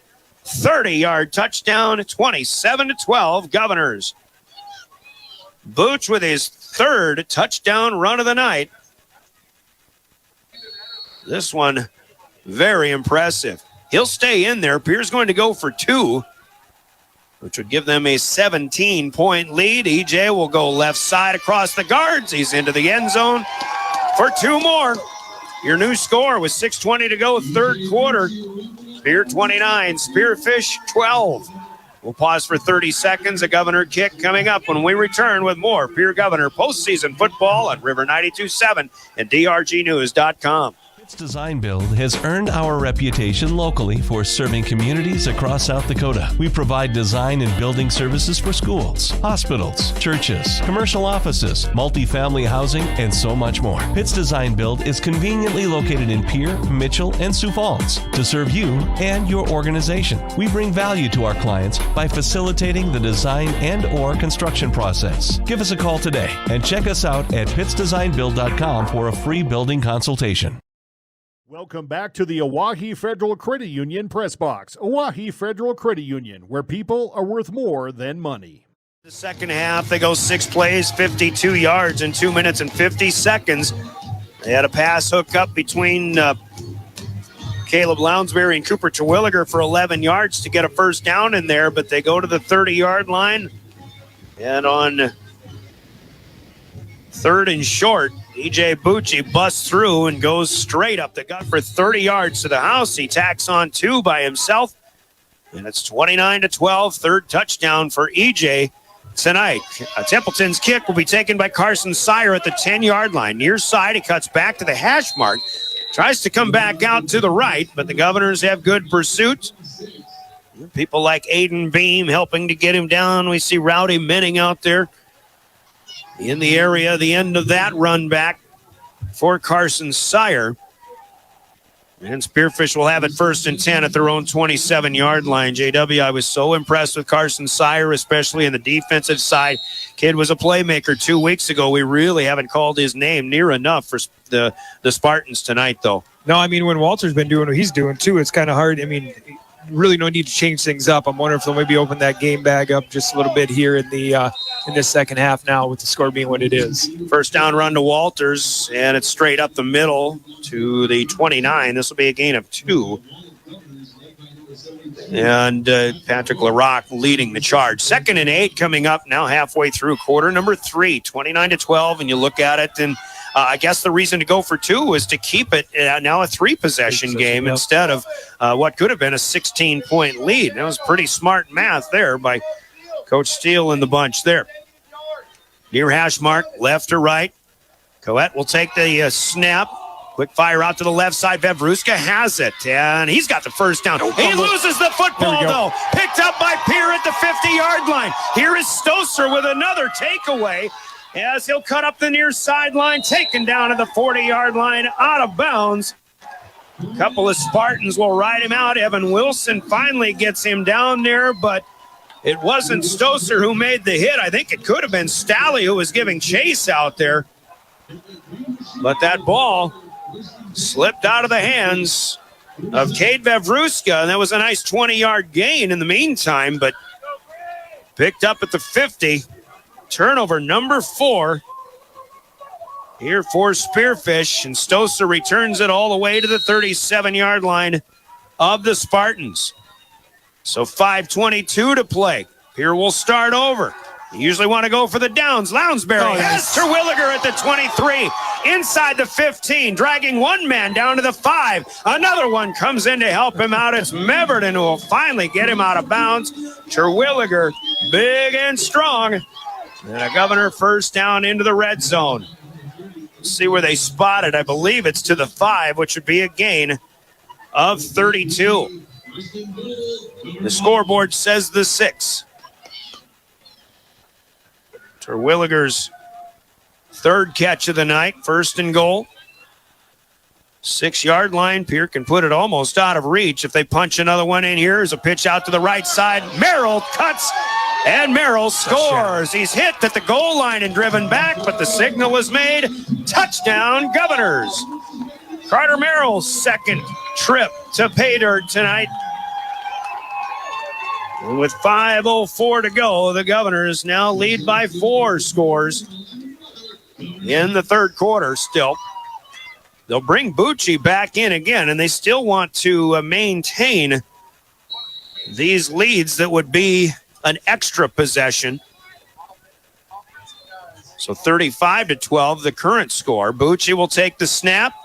Looks for the left guard, untouched, +2. And it is 37-12. The Governors have blown it open here in the 3rd quarter. Kickoff coming up in 30 seconds. The Governors are on the move when we come back with more Pierre Governor postseason football. The Corner Station Convenience Store and the Crossing Pub are both conveniently located on Pleasant Drive in Pierre, South Dakota. At the Corner Station, grab your favorite hot and cold beverages and snacks while filling your vehicle up with Cenex brand gasoline. The Corner Station also features a super tunnel car wash to keep your vehicle sparkling clean. At the Crossing, grab a cold beverage and check out their selection of appetizers while watching the Stanley County Buffaloes and Pierre Governors live on their big screen televisions. Best of luck to all area students from the Corner Station and the Crossing. Welcome back to the Oahe Federal Credit Union Press Box. Oahe Federal Credit Union, where people are worth more than money. Takeaway for the Governors, the 4th turnover of the night for Spearfish. Maybe the start of their undoing, but 2 plays later, actually 1 play later, a pass play of 31 yards from Lounsbury to Terwilliger down to the 6. And on the next play, Carter Merrill runs it in. E.J. Bucci tacks on a +2. It's 37-12. Governors, welcome back to Hollister. Brian Oakland with John Calda, and the Governors are offside on this kickoff. And they will stop the play. JW, 2 weeks ago when Pierre beat Spearfish 35-15, an impressive win. It showed the Governors really kind of figuring some things out. And I even said the word, what a lot of people might have been thinking then is, uh-oh. here come the Govs. And with what I'm seeing again tonight, I mean, still, nobody ever wants to play the Governors in the postseason, and they're proving why tonight, in my opinion. Yeah, no kidding. I mean, just look at that momentum that we've carried over the last couple of weeks and what we're seeing again here tonight. And again, just finding that rhythm, finding that, whatever's working for us. And again, there's no reason to switch away from that double tight end set that we're doing right now if it's working. So offside on the kick. Templeton will shoot again from the 35, and Sire takes it on a line drive at the 50. He's got a chance for a big return here, but crossing the 30-yard line, there's Rowdy Minning again. He was in on the last kickoff stop. He's in on another one, negating what could have been, I thought, a kind of an out kick your coverage type of a return, but Spearfish has it at their own 34-yard line this time. Again, the Spartans, they still have that big play strike ability, but they're 0 for 2 on their second half possessions, and they've turned it over both times. Obviously, that'll have to come to an end. They still have plenty of time. We've just got 5 minutes to go in the third quarter. But it's time to continue to execute here. We'll go on a handoff. They sweep to Evan Wilson. There's Bucci coming in. And another TFL. E.J. Bucci, among other people, really taking over this football game. Yeah, I don't know. I mean, kind of talking to him in class today and, being around him, you could just tell he kind of had a little different attitude about this game tonight than what we've seen in the last couple of weeks. Obviously, he comes with every game, just the kind of big ball of fire. But tonight it was something purposeful about the way he was kind of walking the hallways and just handling himself. -6 on the play here. They'll get it back to Walters this time. He starts right, cuts back. Nice effort here, back up across the 30-yard line. Still short of the original line of scrimmage, however. And the spot here will be the 32. That's 4 for Walters. His 13th carry of the night, third of the second half, but Pierre has held him to just a 3-yard average since halftime. It's 3rd and 12. The Spearfish needs a play. Crowd chanting for defense, trips to the right, this side. Cowett backs off. This is a screen, and Max Hunsley waits on it. Yeah, and Hunter Walters is dropped. Hunsley gets him down, and I really like Hunter Walters in this case. He was the first one up off the pile, and he even helped up Max Hunsley on that play. I think that's his way of saying nicely read. Yeah, big-time players can kind of respect that a little bit. And, again, when you've got that situation, Max came in and did everything he needed to do, and just a great tackle along with it. Just got to kind of tip your hat sometimes to the defense being able to read that play. No gain, 4th down, high snap, a slow snap, but Marcus finally gets it. This kid's got a big boot. We see it for the first time tonight. Shufflebein couldn't make the catch in traffic. We do have a flag back at the line of scrimmage. And I think they've blown this play dead. Shufflebein let it fall. It came dead at the 30-yard line. But the back judge also threw a marker, a beanbag down, not a penalty flag. We'll check and see what happened back at the line of scrimmage. Play that started 4th and 12 at the Spearfish 33-yard line. There's Lyle Talsma. False start, so it never did happen. So the line of scrimmage becomes the 27-yard line, and Samuel Marcus will kick again. 4th penalty of the night for Spearfish. Shufflebein stands up ahead of his own 35-yard line now. Here is punted once this evening. And again, this is the first punt for Spearfish. Marcus gets it high in the air. Fair catch called for by Shufflebein. He'll come up and get it. And he says he was clipped at the same time, but catch is made at the 43-yard line. So Governor football from there. Marcus has had longer punts, I'm sure, this season. This one covers about 34 yards. Here we'll have it 1st and 10. Good field position again. Still 2:48 to play. The Governors right now seem somewhat unstoppable. We'll see if that continues here in their 3rd possession since halftime. They led 21-12 at halftime. They've added touchdowns +2, not once but twice here since. Staley will take a wide receiver screen out to the near side here. Caught at the 40, he crosses the 45, looking for a Lincoln Dilgis block, but brought down at the 49. Pickup of 6 to start this next possession. Percentages that Lounsbury has thrown for the most part have been very high percentage. He's got 3 receivers catching passes, all 3 times over. Staley, Shufflebine, and Terwilliger. Here's 2nd down and 4 near midfield. Clock runs with 2:15 left in the third. Terwilliger sets up the tight end on the left, joining Staley and Dilgis this side. But this is a run for Merrill, 40, pushed out of bounds. And that one saves a huge gain once again as Vavruska will force Carter Merrill to his own bench, but not until he reaches the Spearfish 38-yard line. That's 13 more for the Govs.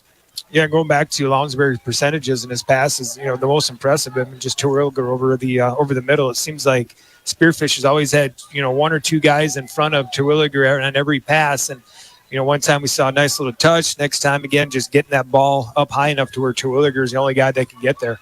They'll fake the pitch this time, go back to Terwilliger. Inside the 30, pass is caught, and a push by Vavruska. He was quite a ways from the edge when all he tried to do was push Cooper Terwilliger out of bounds, but Terwilliger he lost his balance a bit, but he's still able to advance. And is there a flag out there, or was that just it's just an official marker. The Governors are inside the 20-yard line into the red zone at the 19. 19 more on that pass play. Terwilliger's 4th ball caught tonight. Under 2 minutes to play in the third.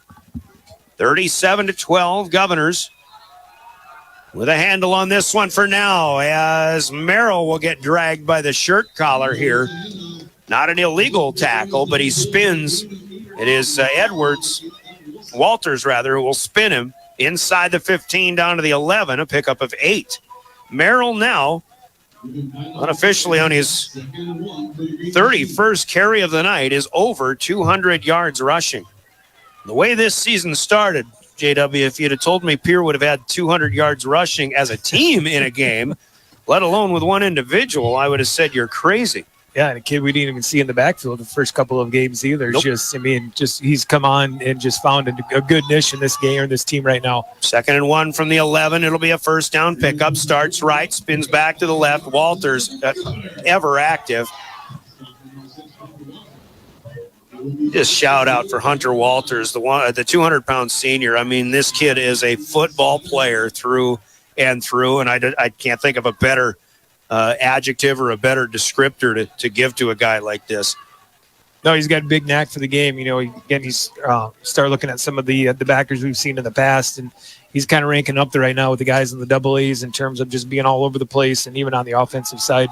1st and goal at the 7. Lathan Lucas gets in the backfield and grabs Merrill this time. Helped out by Brock Lewis. And this gain is minimal at best. We'll leave it at the 7. Gain of nothing, maybe even losing a yard. Pierre doesn't have to snap the ball to close out the third quarter, it appears. Still have 20 seconds counting down. Maybe we can sneak in an extra time on this Gales Gas Service break in the action. Your Gales Gas Service scoreboard. Pierre tacks on 16 in the third. They now lead 37-12, and they're a quarter away from moving into the semifinal round. We're back after a 60-second timeout. Scoreboard from Gales Gas Service in Pierre. Again, 37-12. The Govs leading the Spartans. They're goal to go when we come back. Once again, you're listening to Pierre Governor postseason football, River 92.7. DRG Media Group Sports is the official voice of the Pierre Governors. Knowles wants to run again, and he's got room. 40, 30, foot race to the 10, 5, and a touchdown. Pierre will come back and set up Avery Kaiser on the outside left through the block, and that's down. The official voice of the Pierre Governors, River 92.7, and also at the River 92.7 page of the DRG News app, brought to you by Golden Buffalo and DRGnews.com. Briggs Trucking and Construction in Fort Pierre provides quality freight transportation services, cargo hauling, excavation, and demolition services. They also specialize in dirt and gravel work for everything from commercial work to new construction. Briggs Trucking and Construction will haul everything from light poles to farm and agricultural supplies. The bigger the job or the bigger the load, the better, as that is where their expertise really shines. Contact Briggs Trucking and Construction at 605-280-2848 or email them at cbriggs25@pi.midco.net to visit about your next project. Welcome back to the Oahe Federal Credit Union Press Box. Oahe Federal Credit Union, where people are worth more than money. Live longer. We go to the fourth. Welcome back to Phil Trotter Stadium in Hollister Field. Brian Oakland along with John Wayne Calda. And we have the Governors at 2nd and goal from the Spearfish 7-yard line. Leading 37-12. Pitch pass. It goes to Carter Shufflebine. And another nice play here by the Spearfish defense. They're trying to step up and make plays when they absolutely need to be made. And this is a tackle for a loss of 3. Still on a what we would call a pass play, that pitch pass here to Shufflebine, but Lathan Lucas makes a nice stop. Now 3rd and goal from the 10-yard line. A 30-yard touchdown run for E.J. Bucci to start the scoring in the second half. Carter Merrill had a 6-yarder as well, both of them with 2-point conversions tacked on. 37-12, Govs want more. Here's an underneath route, and Stalley can't haul this one in. This pass by Lounsbury is thrown off of maybe the back shoulder pad of George Stalley, and Steve Steele is going to send in the field goal unit here. Incomplete pass. Second field goal attempt coming up. Carter Templeton missed one from 42 earlier. He had made a 37-yarder, but Pierre was dinged for a false start, and they had to move it 5 yards back. This one will be shorter, and it'll be about a 27-yard attempt. Line of scrimmage at the 10-yard line. Just underway, quarter number 4. The snap, spot, holder, good. The kick is angled to the left, but it's good. And the Governors will settle for 3 this time as Carter Templeton hits a 27-yarder. Governors tack on, and they lead the Spartans 40-12. 11:15 to go in the fourth quarter. Pierre kicks when we come back in 30 seconds with more Governor postseason football. Hard and our thoughts get too much to bear. Finding the resiliency within us can help us find healing. The 988 Suicide and Crisis Lifeline provides 24/7 free support for anyone in suicidal distress or emotional crisis. All texts and calls are anonymous and connect you to local resources that uphold cultural values and pave the way to healing. Find the strength within you. Find the strength within our culture. Reach out if you need help today. Welcome back to the Oahe Federal Credit Union Press Box. Oahe Federal Credit Union, where people are worth more than money. From the Governors here as they are now up 19-0 in the second half alone. This drive sends them 47 yards in 8 plays, covering 2 minutes and 37 seconds at the end of the third quarter and early fourth. A 27-yard field goal made by Carter Templeton. We're at a 40-12 score now here. Back in the capital city. Winner of this one gets either Yankton or Aberdeen at halftime. Yankton scoring stalled in the second quarter, but they still lead the Golden Eagles 13-0 at Crane Youngworth down southeast. Short kick taken by Hunter Walters at the 20-yard line. He goes from the near side to the far side, and at the far hash mark actually runs in to his own man, Carson Sire. And that helps the Governor special teams unit come in and converge, and they'll drop Walters at his own 27-yard line. Coach Tom Teason talked about a different scheme coming in here, JW, when they played this game. I think part of that has been with the particular quarterback they're employing tonight, but it was working for a while. But right now, it seems like now they've obviously got to press a little bit and try to really get chunk plays here. They'll keep it on the ground, however, with Hunter Walters, and the Governor defense is still fired up. Jacob Mickinen seals off the edge and gets his own TFL here, a loss of 2 back to the 25. Yeah, they didn't really give themselves a good chance here coming out in the second half either with that ball and, interception and a fumble and not really even a chance to, get those sustained drives or some of those plays like they've been, getting in that first half. Jack Coette, the junior, hope I'm saying that last name and surname correctly. They'll go with Walters again, near side. He slips a bit up across the 30 to the 35, and he's hit by Trevor Rounds, and Rounds will get him to the turf at the 36. Nice gain here of 11, and that will still be shy of a first down by 1 yard. 3rd and 1 coming up. Walter's biggest carry on 5 tries in the second half. He's got 175 yards. 157 in the first half. Coette takes the snap. Pump fake on 3rd and 1. He'll scramble out far side, trying to get to the edge. He cannot. And Max Hunsley beats him to the punch. Johnny Sharon giving chase off of the middle of the D line out there as well. Sharon not starting anymore. Baxter Shrimp, the nose tackle. This will be a quarterback sack with a loss of 3 yards. We'll call it a loss of 2 with the 34. Second sack of the second half. Spearfish has to go for it at their own 34. 4th and 3. Figured on 3rd and 1. Not a bad idea to try to throw long with 4 down territory. Here's another pickoff. Taken this time by Porter Hunsley at the 44-yard line. This is a slant pass looking for Carson Sire, and all it was just led a little bit too far, and that allowed Porter Hunsley to jump the route, pick it off, and he'll return it to the 33-yard line, pretty much where that play started. And again, a 4th down play.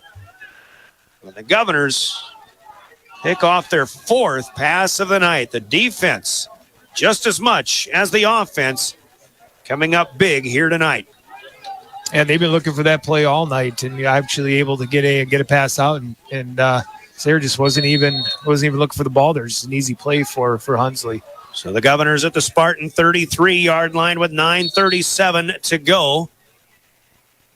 And Lounsbury's still in at quarterback, but there are some new people in there. Kia Ducheneau, who did most of the running last week at Douglas, is the running back, but we have a false start called on the Governors to start this possession. That'll back them up to the 38-yard line, 1st and 15. Will Danberg, we see, is a wide out here on the near side. Lincoln Dilges still split wide the far side. Does not look like Stalley in the slot, however. Here's Kia Ducheneau. Good head of steam as he will approach the line of scrimmage. He'll burst through and get inside the 35 down to the 32 to pick up 6. Ducheneau was 6 to make it 2nd down and 8. In fact, that would be about 7 to the 32. Well, Stalley is out there. Dilges checks out. Lounsbury's still the quarterback. The Governors have the luxury of bleeding the clock here, the play clock. Game clock still has 9 minutes to go. Pierre already looks in good shape to move on down the road, or maybe even host a semifinal game if Aberdeen Central comes up with a big an upset at Yankton tonight. We're trailing 13-0 at halftime. Ducheneau inside the 30 to the 27. We'll pick up 5 more. 3rd down and 3 now with 8.5 minutes to go. Ball in the near hash mark. It's the Governors moving left to right. They brought out the black on blacks tonight. Black jerseys, black pants. Still with the plain green helmets. Ducheneau still the single setback. He'll get the 3rd straight call. He's got the 1st down inside the 25 to the 20. Stood up there. Evan Wilson in on the stop. And the Governors will move the chains after a 7-yard pickup. Not taking anything away from what Merrill's done, and obviously what Kay is doing right now, and as far as the backfield goes, but you got to give a lot of credit to that offensive lineman tonight, and as far as the openings that they're, given the running backs, because again, when you can bring in Ducheneau here, who's a really good running back and has been for a JV this year as well, but again, just getting 3, 4, 5 yards at the pop before anybody's even touching him, just big credit to the lineman. So on the doorstep of the red zone once again, 1st and 10 at the 20. Pierre continuing to run clock. And it looks like the Govs will take a timeout. They might even bring some new people coming in. Coca-Cola break in the action. We'll pause for 30 seconds. It's Pierre on top, 40-12. 7:37 to go. We're back after a 30-second Coca-Cola break. You're listening to Governor Football. Graham Tire of Pierre is your premier hometown shop, specializing in tires to fit vehicles, from ATVs to large farm equipment and everything in between. At your tire store next door, you can find a plethora of brand name tires that range from 4 to 10 ply and much more. Our highly skilled technicians can handle brakes, heating, and air conditioning. Call us today at 224-8643 or visit us at grahamtire.com. Graham Tire is a proud sponsor of Pierre and surrounding communities' local activities. Scott Darnold back to the Oahe Federal Credit Union press box. Oahe Federal Credit Union, where people are worth more than money.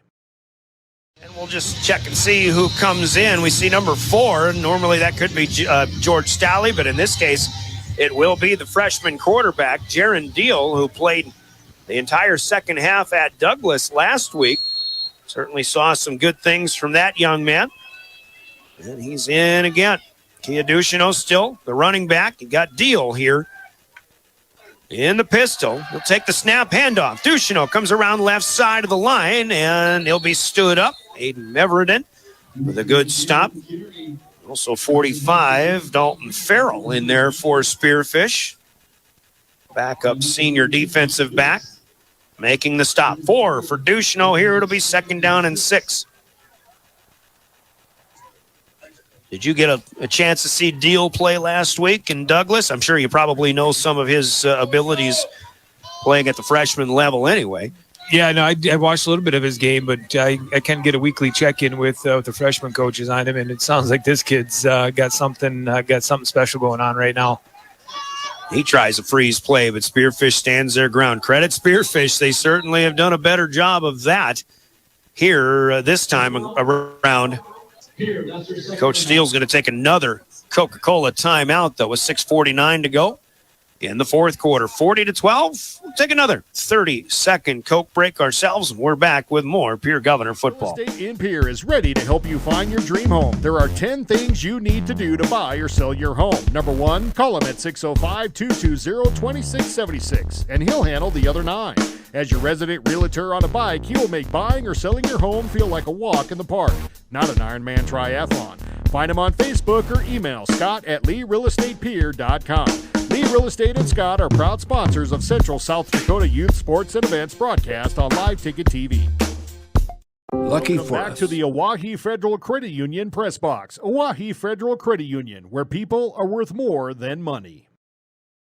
Second timeout used by the Governors here. Just want to make sure I'm sure that they get the right play in here and everybody's on the same page. Welcome back to Bill Troutner Stadium and Hollister Field. 2nd down and 6 in between the hash marks. A snap back to Deal. He'll turn, pitch back to Kia Duchino once again, but this one is going to be snuffed out. Lathan Lucas in on the stop here. And this one to the 17, but that is a loss of a yard. Governors have looked outstanding in the ground offense here tonight. Now 3rd and 7. They're in the red zone. Leading 40-12. Obviously, I think the guys that were out there would love to punch one in on their own as we approach the halfway point of quarter number 4. 2 receivers wide either way. Ooh, the snap gets through Deal's hands. He'll wisely fall on it back at the 25-yard line. This will be a loss of 8, though. And we will see, most likely, well, I thought we might see a field goal effort, but I think Pierre will try to go for it on 4th and 15. Deal's going to be a single setback, 2 wideouts both ways. Most important thing here for Pierre is just run that clock.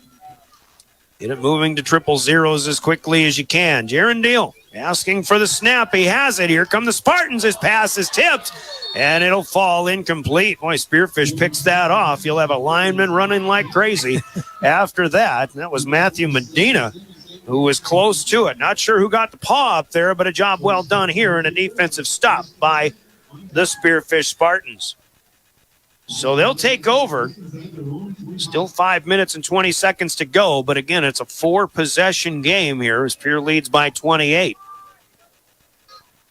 First down starts at the Spartan 25-yard line. Assuming this game situation doesn't change, I mean, you still got to be happy for Spearfish and what they've been able to accomplish this year. Here comes Walters. They've still got the starters in there. Of course, Spartans did this last year in the second half, keeping mostly seniors in there. Obviously, they realized probably their final game of their careers. Walters has turned into a standout player. He's ahead of the 35, spotted at the 38, 13 yards. Walters with a $188 on the ground. Maybe they can get him 200 before this one is done. 5 minutes to go.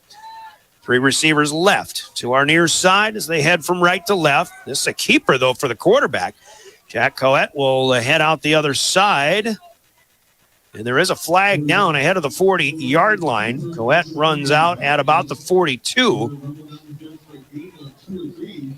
Yeah, I'm pretty sure we're going to see a holding call there on the edge. And again, mostly starters in there. I think I see some different numbers for Spearfish. We'll check the call here. Governor defense is moving back. Holding on Spearfish. And they'll mark him back to the 30-yard line. 2 yards to the positive, though, for Coet on the keeper. First down and 18 now at the 30. Snap, handoff, Walters again, slips one tackle, slips another at the 30, but we've got another penalty that'll be called. Stop at the 30-yard line. Maybe here the wide receiver, Ashton Eichsenberger, again trying to seal the edge. I think in this case, you know, when you see, Coach, these wide receivers, trying to close off the edge, basically you got to give credit to the guys that they're trying to hold on to. I mean, absolutely. You've got a great surge coming from the guys on the corners, and again, just more good defense no matter who's out there for the Govs. Yeah, and I think that's one of the hardest blocks to make in in football is wide receiver, especially at open field block like that, because that DB can read so much what's going on in the backfield. Coet wants to throw long here. Still first down still. He's looking for Walters on the far side.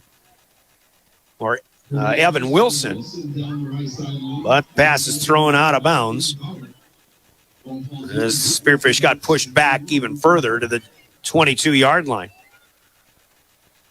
Line to gain would be just across the 47, close to the 48. So it is second down now, and about 26 to go. Walters in the backfield, 3 receivers right. Looking to pass again. Coet rolling out. Governors give chase, but Coet showing some speed now. He turns the corner, and he lowers the shoulder up at the 40-yard line. Taken down, good tackle by a Governor defender out there at the 41. Coet's going to gain 19. On the run here. And that'll leave Spearfish with about 7 to go from the 41. 4:15 to play. They'll start the clock again. They actually stopped it, assuming that the play went out of bounds, but it did not. Here comes Walters up the middle, and third down. He'll drag a few Governors for 5 or 6 across the 45 to the 46. We'll call it 5. Spearfish was 6-1 when they came to Pierre 2 weeks ago. They lose that one. They lose the Northern Hills rivalry with Sturgis. They played well in the first half coming in here, but they will finish on a 3-game losing streak. 4th down and 2 from the 46. Coet will leave it with Walters coming near side with plenty of room. He's got the 50, the 40, makes a move against Hunsley, but Porter Hunsley shuts that off, spins him down to the 33-yard line of the Governors. There's Hunter Walters crossing the 200-yard barrier. They put him at the 34. That is a gain of 20.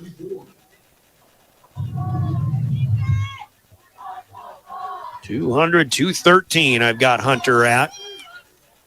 3:15 to go. Coed on first down. Looking, floating, out for Walters. He's overthrown inside the 10-yard line. Max Hunsley with a good job in coverage this time. Linebackers covering the running backs.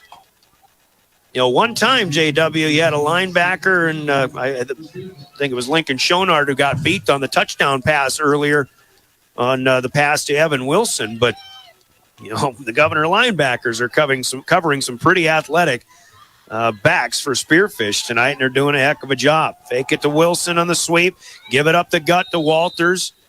And a run like that just makes it look like Hunter Walters is a little bit gassed, and he has given everything he's had here on this game. Down to the 32, they give it to him, a gain of 2, but there was just kind of an uneventful end to that play right there.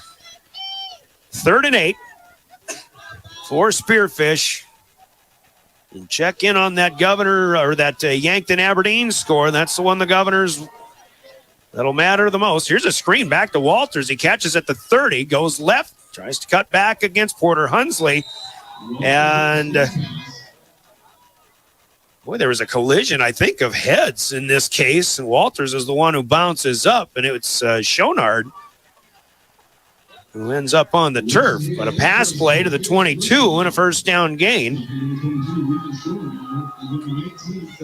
And that'll put Spearfish to the 22. 2:15 to go. Sparty would love to get one more into the end zone here. Evan Wilson sets up slot left. Walter's still in the backfield.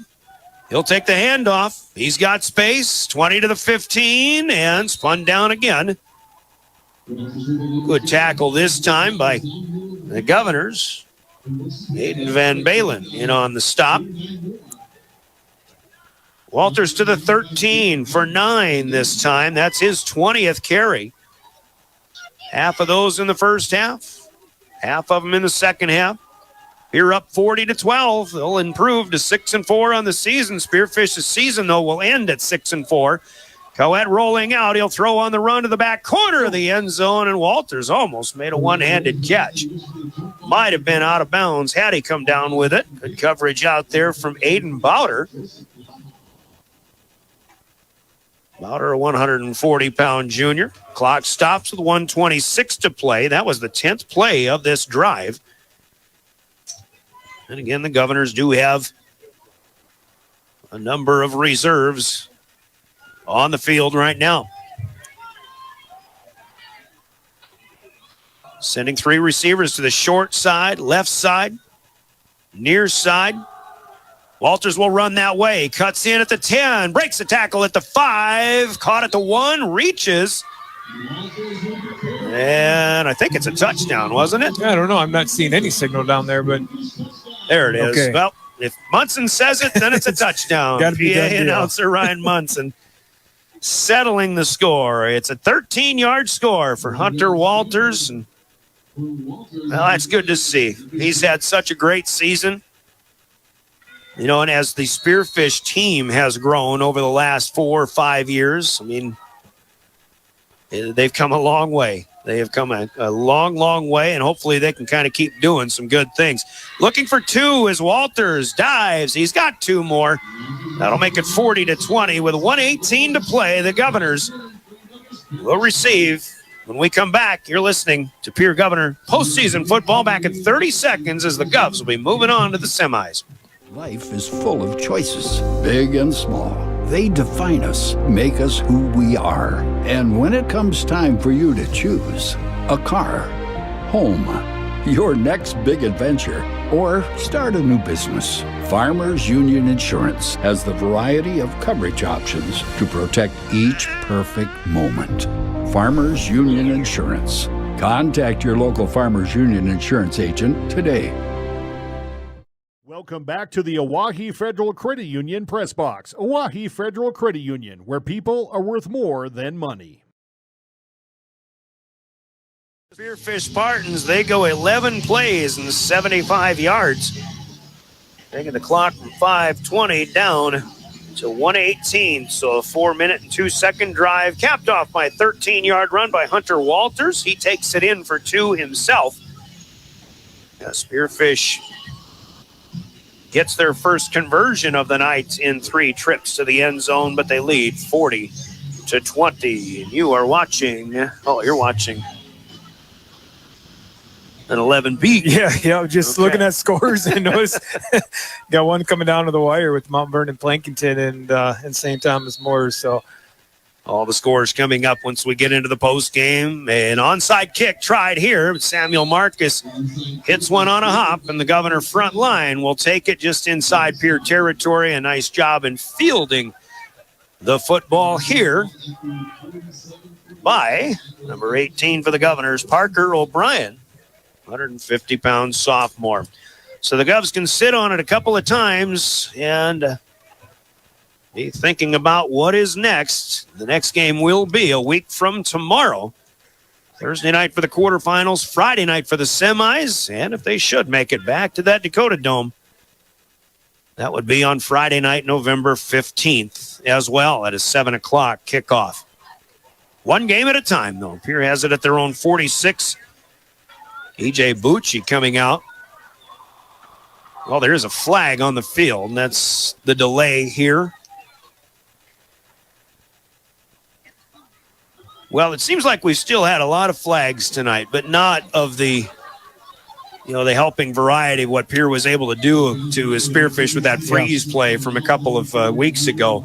They haven't bid on that at all tonight. No, So I'm guessing they got probably pretty strong, talking to after that game and just making sure that it doesn't happen again.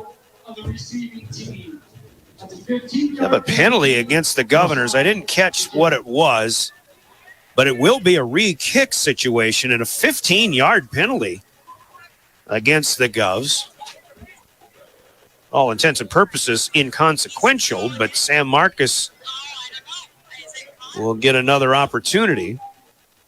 They haven't moved the football, though. Yep, now they will. So a 15-yard advance, and Sam Marcus can try another onside kick here from inside Pierre territory, if you think about it. I mean, obviously, a kind of a big helper here for Spearfish. The fact that they're going for an onside definitely means they're not giving up. Here's got 5 on the front line, 10 yards away, and this one does not make it, but another nice receive here about 9 yards ahead of the spot where the kick occurred. Hudson Stossard gets up there and then spins away from it. So instead of having it at their own 46, the Govs will have it at about their own 36. And now they'll be able to run the clock out with a couple of kneel downs. So it'll be Governor football from the semis a week from tomorrow night. E.J. Bucci comes in. He'll take the snaps.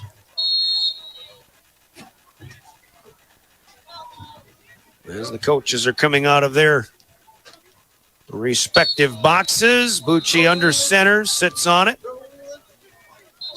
1 down, 1 to go.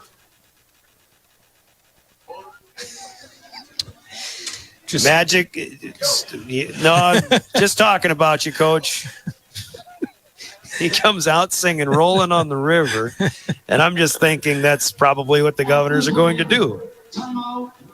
They'll be likely rolling on down the river. Spearfish is going to take a timeout. That after a Bucci kneel down, that'll give us an opportunity to take one more break with them as well. 1:10 to go, 30-second break, sponsored by Coca-Cola Bottling and Beer. This is Governor Football.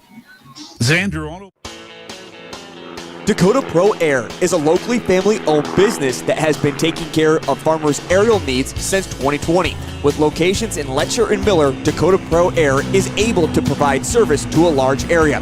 Ground conditions too wet, or just don't want those sprayer tracks in your field? Give Dakota Pro Air a call for all your chemical and fertilizer application needs at 605-248-2314. Welcome back to the Oahe Federal Credit Union Press Box. Oahe Federal Credit Union, where people are worth more than prolong the issue as long as they can. They're just hoping maybe the Governors fumble a snap. Called one timeout. They'll call another one. Bottom line is they just want the ball back here.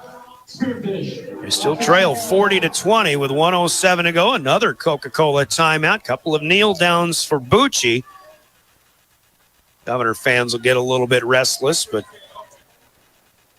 well, obviously you don't want your season to end, even though it may be inevitable, and I'm sure they realize that, but, you know, they still have that quick strike ability, and if they can save as much time, you never know what can happen. Not sure how to respond to that. I'm just, you know. I know what you're saying. Trying to be nice. I know.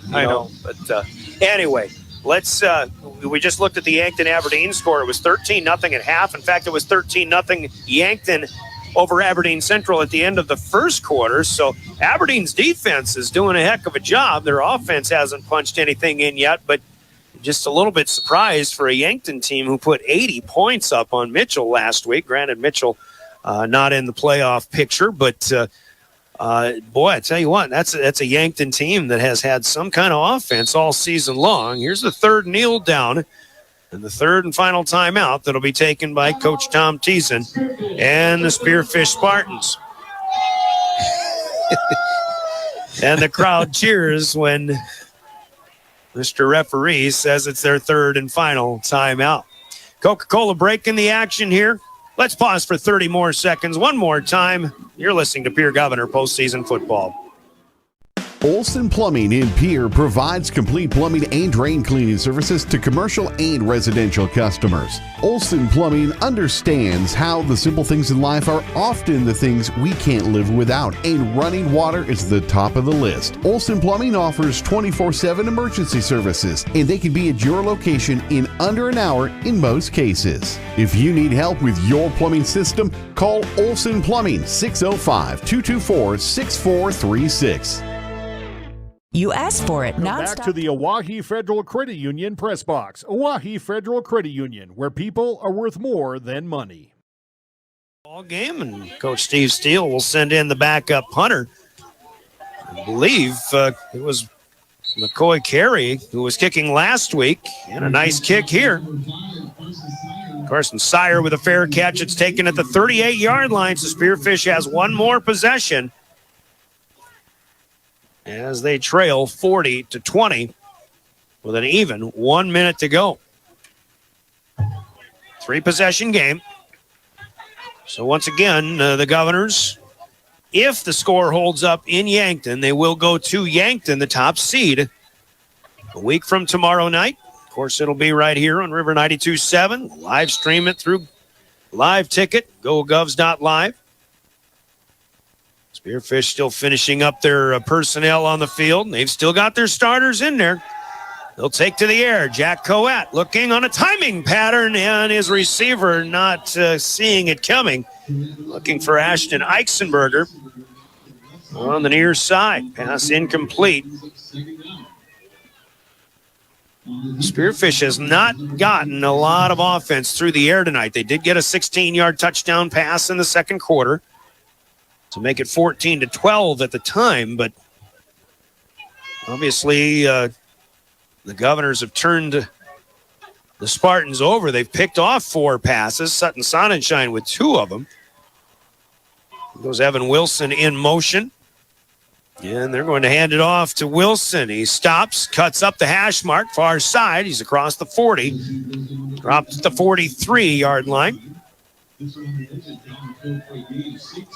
6-yard pickup. Actually, we'll call it 5 to the 43. Max Schmitz in on the stop. It'll be 3rd down and 5. 30 seconds to go in this one. 3 receivers left. Stay on the ground. One more time for Hunter Walters. He's got a first down. He's into Governor territory. Spilled at the 48. Trevor Rounds in on the stop. This one could do it. Gain of 9 for Hunter Walters. My math has him at 246 yards tonight. One more time. 6 seconds to go. Coet stepping up in the pocket, rolling out, throwing down the far side. It's overthrown, incomplete. The clock has 3 zeros up on it. And then your final score on the Gales Gas Service scoreboard is the Governors will move on to the semifinals. They defeat the Spearfish Spartans here tonight. Pierre 40, Spearfish 20. Scoreboard from Gales Gas Service in Pierre. Use their budget plan and keep full service to stay warm all season long. Chilly night tonight included. Here at Halloween night, the Governors win it 40-20. We'll take a 3-minute timeout. Your postgame coming up, and our postgame comes to us as a courtesy of Wealth Partners. No, they don't. That's of Family Dental. It's all season long, and I'm still screwing it up. Family Dental, with offices in Pierre and Gettysburg. Your Family Dental postgame is up in 3 minutes. A chat with a winning head coach, Steve Steele. All he does in the postseason is win football games. Chat with him. We've got the full recap, stats, scores, your big plays of the game from Hermanson Endodontics, and your player of the game, all coming up as well. That from Cowboy Country Stores in Pierre and Fort Pierre. It is your Family Dental post game when we return in 3 minutes. Governor football is on River 92.7 and drgnews.com. The team at Family Dental in Pierre and Gettysburg are devoted to spending time with each patient to answer all questions and address any concerns that arise. Family Dental wants all their current and future patients to feel welcome and comfortable and to have the healthiest, best-looking smile possible. They can take care of all your family's dental needs with cleanings, checkups, same-day crowns, and many other dental services. Family Dental in Pierre and Gettysburg, caring for all your family's dental needs. Call Family Dental at 224-7774 today. Thinking of travel, Pierre Regional Airport offers nonstop flights from Pierre to Denver on Denver Air Connection. From there, you can fly anywhere, book to your destination, and check bags through on United, Delta, or American Airlines. 1-hour flights on 50-passenger jets to Denver, then connecting to your destination. Save travel time and money, avoid the crowds, and free parking when you fly from Pierre Regional Airport. Skip the drive. Fly from Pierre. Regional Airport, skip the drive. From the early days of South Dakota statehood through today's digital revolution, BankWest has remained committed to helping customers and communities succeed. BankWest Associates uphold this commitment by developing innovative products, tailoring financial solutions to customer needs, and actively supporting community causes. For a bank committed to helping you and your community prosper, choose BankWest. BankWest. Convenient, connected, committed. Member FDIC. The holidays are coming, and Owyhee Federal Credit Union is here with our holiday loan special. Borrow up to $1,500 for 12 months at just 5% APR. Whether it's for gifts or travel, we've got you covered. Stop by or apply online, owyheefcu.coop, and make your holidays stress-free with Owyhee Federal Credit Union's holiday loan special. People helping people. Owyhee Federal Credit Union.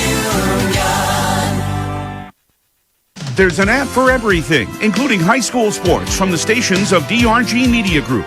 Download the DRG News app from the App Store or Google Play. It takes only a moment, so you'll have it to replay this game.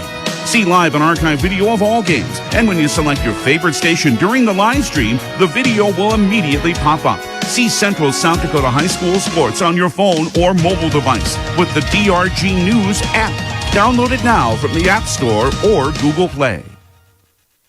As a cooperative, Dakota Plains Federal Credit Union is owned by our members. Once a member, always a member, even if you move out of the area. Learn about our share certificate specials at www.dakotaplainsfcu.com or stop by and visit with us on North Garfield at the Northridge Plaza. Competitive loan rates, including home loans, complete with a convenient drive-through lane. Dakota Plains Federal Credit Union, member NCUA. We're small enough to know your name, but we're big on you.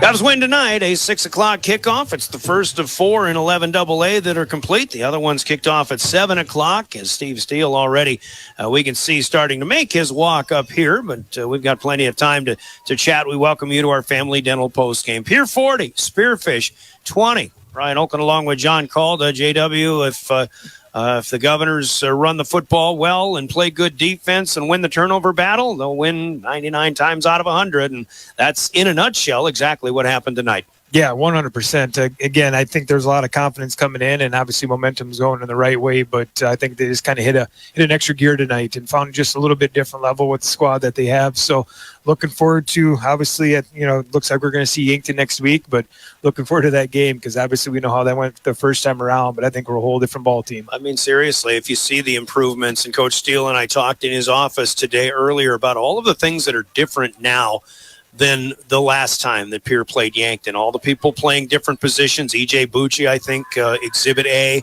All of the different things the Govs are running. The better defense. Maybe defense has been kind of constant all season long, but just the efficiency of the offense, the efficiency of the passing game tonight. When making plays when needed, they didn't really need it, but. And tonight they really didn't have to show anything cute or anything. They've got gimmick plays that they can work on. Oh, yeah. They'll use them if they need them. But I still just feel like everybody's looking around and saying, uh-oh, these guys are for real again.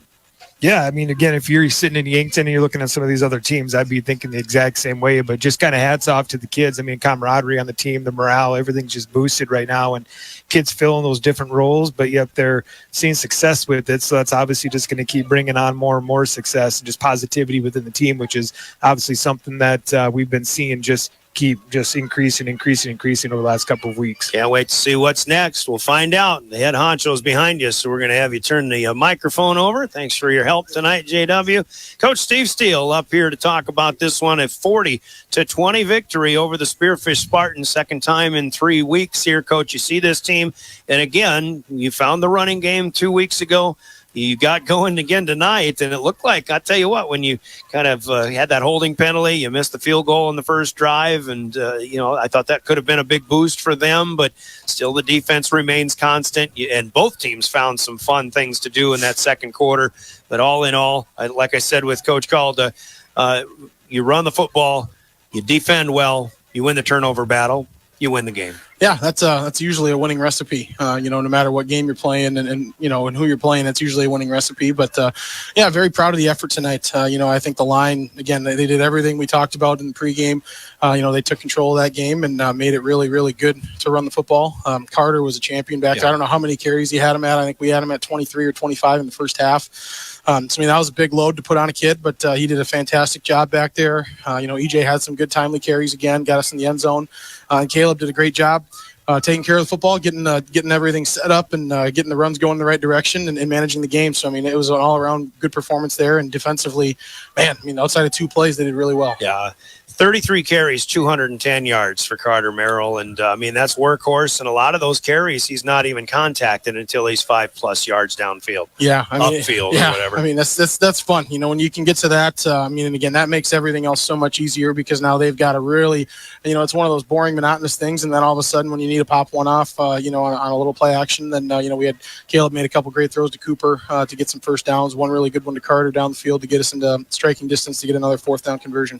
Kind of talk about the fact that you really didn't have to show your hand at anything in this case because the running game was so effective and just with the efficiency of the passing game, it's just another one of those games where it's a total team win because everybody gets an opportunity and everybody executes and everybody's making plays out there. Yeah, and again, I think our defense was fantastic. Again, especially early in the game, when we had missed that field goal, and then we had a couple holding penalties that stopped us in a couple early drives. The defense stood tall, and then the second half, again, they had a couple things that they did not show. Number 19 we hadn't seen since week 3 maybe on film. And then putting 9 out at receiver, that's just a totally different look than they'd had. So really good kudos to our defensive staff for finding a way to adjust that at halftime and shut it down in the second half. Yeah, and the defensive backfield picking off 4 passes and then inducing a fumble takeaway as well. That's I just get this sense that there's just so many things going right in Governor football right now that, again, nobody's going to want to play this team. Yeah, that's what it's about is, playing your best game, and that was probably our best game on the season, and then hopefully next weekend, wherever we're at, we're playing our best game of the season again. We haven't even looked at the scores. It was 13-0 Yankton at halftime. A lot of things can happen, but I know that in the back of your mind, that's probably still the team you're preparing for. And you told me this morning when we talked that you guys are so much different now than you were back then. I'm sure there's a lot of things in a lot of ways that they're a better football team too, but it's just something that people can really look forward to. It's going to be a great game next week. Yeah, it should be really exciting. I know our coaching staff's really excited to get to work these next 3 days and come up with a good plan. 21-0 now. Anything else that we haven't talked about you want to shout out about tonight? I'm very thankful that things worked out. We were able to get one home playoff game for our seniors.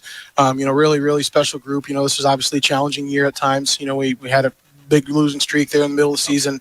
A lot of challenges, a lot of ups and downs, but really credit these kids for sticking through it and coming together and kind of moving around what the team needed, and maybe not what they wanted to be positionally or role wise, but they've really accepted and embraced that and made this team better. That was the responding point I was going to make. Those 4 losses you had, all they did was make you a better football team in so many ways. And even Calder mentioned it as well. But the whole idea of this whole season is not to overreact to any win or any loss. And here you are, just seemingly just going about your business as usual, deeper into the postseason. Yeah, and now we got one more. So the story's not over. We're looking forward to it. We'll see you next week, Coach. Great job tonight. 40-20, the final score. The Pierre Governors defeat Spearfish and move on into the semifinals. Scores coming up a little bit. Let's take a 3-minute timeout. More of our Family Dental post game coming up. You're listening to Governor Football.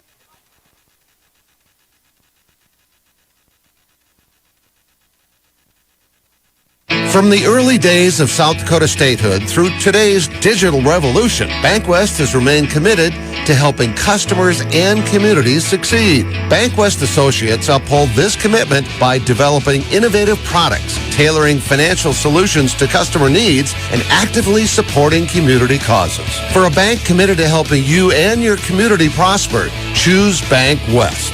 BankWest. Convenient, connected, committed. Member FDIC. Capital City Ford Lincoln Toyota in Pierre is here for you. When you're looking for a new vehicle, they make it easy. And all available vehicle information so you can spend less time researching and more time enjoying your purchase. Shop their extensive inventory from home at CapitalCityFordToyota.com or stop in to Capital City Ford Lincoln Toyota at 518 East Sioux Avenue in Pierre. Count on them for your service needs with convenient scheduling and in-stock parts. Capital City Ford Lincoln Toyota in Pierre, 605-224-7378.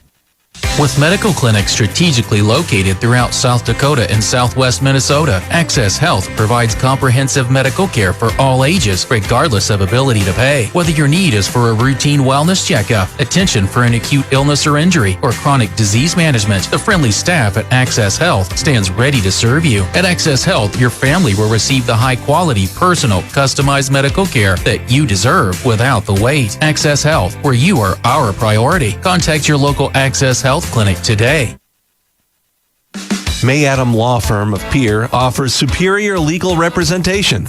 Clients can be assured their legal matter will be handled with expertise and the utmost professionalism. Their skilled South Dakota lawyers can take care of your family law, estate planning, real estate law, and personal injury. They're able to help you plan and prepare to make matters easy now and into the future. Call 224-8803. May Adam Law Firm in Pierre since 1881. Superior Concrete is proud to sponsor the Governors this season and just as proud to offer the finest concrete solutions available for commercial and residential applications, as well as foundation and flat work. The bottom line, if you need anything done with concrete, we can do it. Superior Concrete. Give us a call today for an estimate or more information. That's Superior Concrete. Find us on Facebook or call the office at 605-494-0102. That's 494-0102. Call today. Dakota Storm Roofing is a locally owned roofing company in Pierre, specializing in both residential and commercial roofing services. They can handle your asphalt shingle, metal roofing, and flat roof needs. New construction, plus all types of roof repairs. They can handle the finishing touches, adding fascia, soffit, and gutters too. No job is too big or too small. For a free estimate, call Dakota Storm Roofing at 280-9794. Go to DakotaStormRoofing.com or find them on Facebook or Instagram.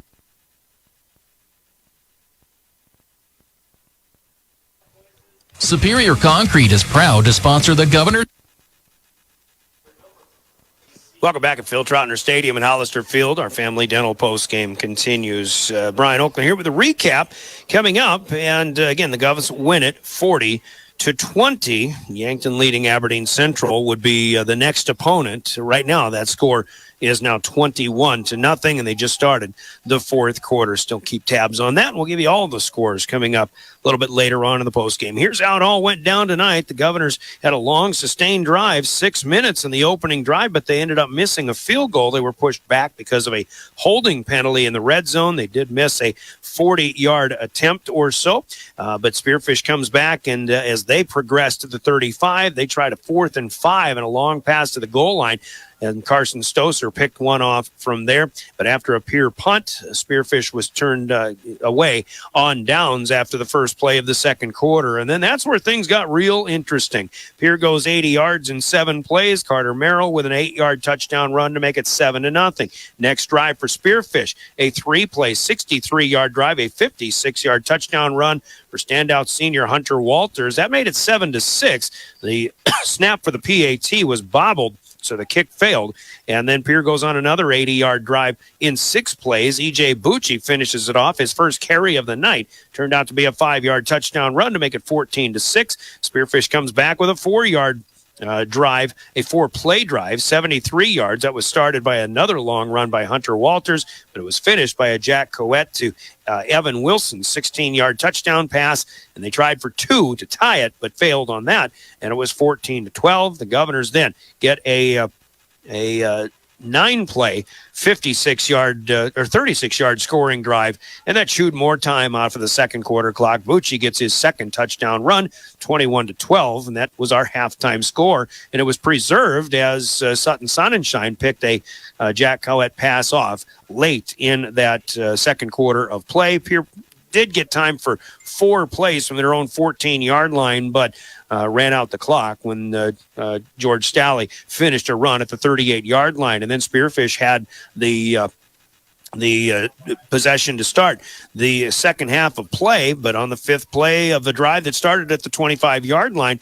the second possession in a row for Spearfish ended in a Sutton Sonnenschein interception as he picks 2 passes off, 2 of 4 that the Governors would ultimately pick off overall. And that set up the Govs at their own 48-yard line. First drive of the second half goes 52 yards in 6 plays, and E.J. Bucci on 3rd and short bursts through the line, bursts through the secondary, and he goes 30 yards unscathed, and he tacked on a 2-point conversion himself to make it 29-12, a 3-possession lead for the Govs with 6:20 to go in the third. Spearfish fumbles the ball on their next possession on their second play.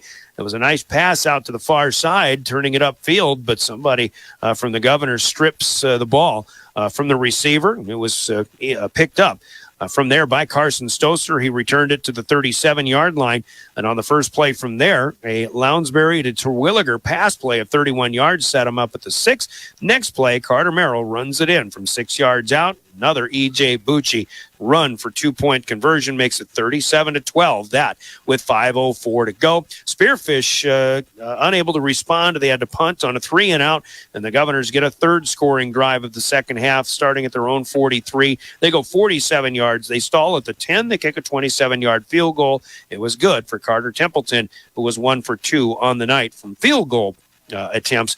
He makes it 40-12 with 11:15 to go. Another interception for the Governors on the 4th play of the ensuing drive. Porter Hunsley picks off Jack Coette, and the Governors were set up at the Spearfish 33-yard line. They advanced into the red zone, but then they put in the reserves, and Jaron Deal ultimately came in and played some quarterback tonight for the second game in a row for the Governors. The drive stalled at the 25-yard line. Spearfish took over at their own 25, and 11 plays and 75 yards later, they do get one more touchdown from Hunter Walters, and that one from 13 yards out. He tacked on the 2-point conversion to make it 40-20 with 1:18 to go.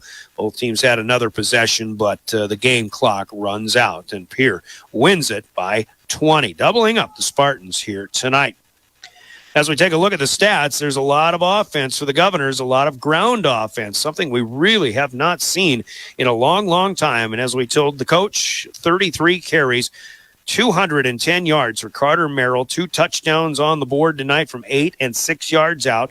That leading the way for 290 overall yards on the ground for Pierre. Bucci runs it 8 times for 46 yards, 2 touchdowns as well from 5 and 2 yards out. Kia Duchino gets 5 yards in mop-up duty, 5 carries rather, for 21 yards. George Stalley had the 11-yarder to close out the first half. Jaron Deal had to fall on a bad snap and loses 8 yards on one play at quarterback. 290 overall on the ground for Pierre. Through the air, efficient. Caleb Lounsbury, 11 of 17 for 130 yards. Jaron Deal was 0 for 1 throwing a pass. So overall, the Governor quarterback's 11 of 18. But 130 through the air, 290 on the ground, 420 total yards of offense for Pierre.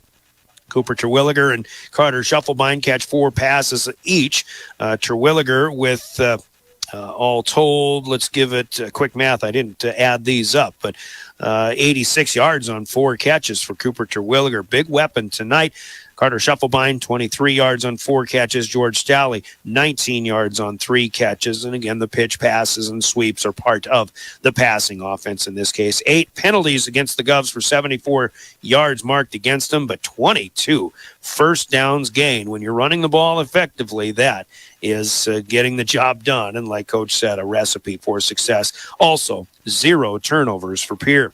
For the Spartans, most of their offense going through their standout running back whose career has come to an end tonight. Hunter Walters, 246 yards on 22 carries. He did have the 56-yarder, had a 56 for a touch, 45 to set up another score in the second quarter. Had some other long runs on the night. Certainly a good average, 10-plus yards, but Hunter Walters is as good as advertised. Meanwhile, Jack Cowett, the quarterback, 26 yards on 3 keepers. Mick Bosch, 2 times for 3 yards, and Evan Wilson, 3 carries for a total of 2 yards. 275 overall for Spearfish on the ground.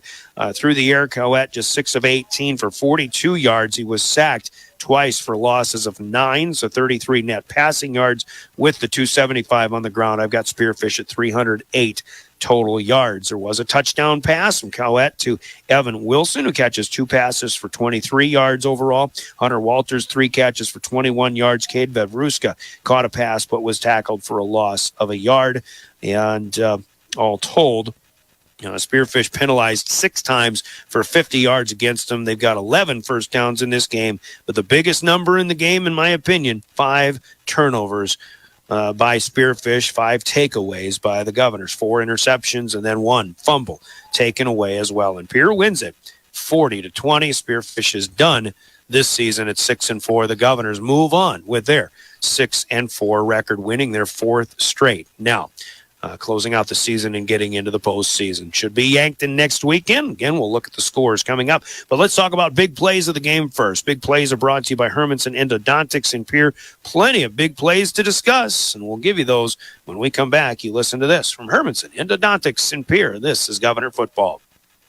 Quality comes first at Hermanson Endodontics. Dr. Brian Hermanson serves Central South Dakota with specialty root canal treatment. Hermanson Endodontics strives to provide treatment that's not only comfortable, but also provides the best possible outcome. They do this by effective and timely communication with your dentist and preserving as much healthy tooth as possible using state-of-the-art 3-dimensional imaging and the dental operating microscope to guide diagnosis and treatment. Ask your dentist if a root canal specialist is right for you. Hermanson Endodontics in Pierre. Well, a number of big plays in this one, sponsored by Hermanson Endodontics. Of course, the Governors start the offensive barrage that was put on and the display put on by both teams in that second quarter. There were big plays that led to touchdowns, but certainly the way Spearfish was able to respond right away after the Governors scored, a 56-yard run by Hunter Walters, put Spearfish right back in it at 7-6. They did miss the PAT, but Pierre continued to come out and make plays. And obviously the Governors are making big plays offensively.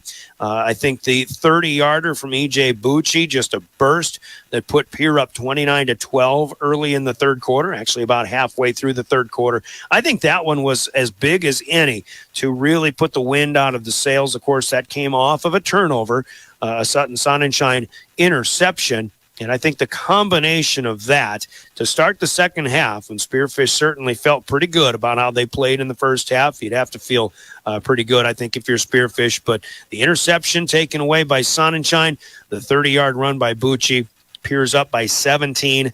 And again, wind out of the sails. The Governors responded after another fumble on a 2-play scoring drive.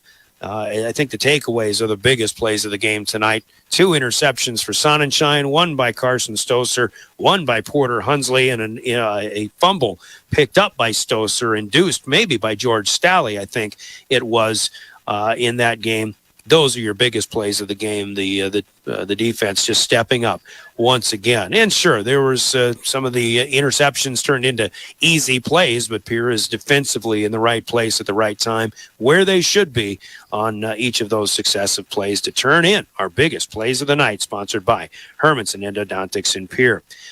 Choices to make, not a difficult one in my opinion for player of the game, but let's hear from Cowboy Country Stores and we'll make it official. Your player of the game when we come back. You're listening to Governor Football. Howdy, partners. Did you know that you can save up to 30 cents on a gallon of gas instantly when you use the Sinclair DinoPay app at all Cowboy Country Store locations? It's true, and it's fast, secure, and simple to use. Just go to your app store and download the green DinoPay app, follow the prompts, and save big money at the pump today. Convenience from the country.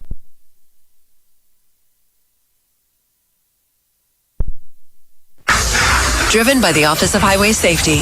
River 92.7, KGFX FM, Pierre. Leave sooner, drive slower, live longer. Cowboy Country Stores with our players of the game and a number of folks to pat the back of tonight, including Hunter Walters leading the way for Spearfish. I think he wasn't the standout player 2 weeks ago that maybe Carson Sire was. He played a great game, but we didn't call Sire's name very much tonight.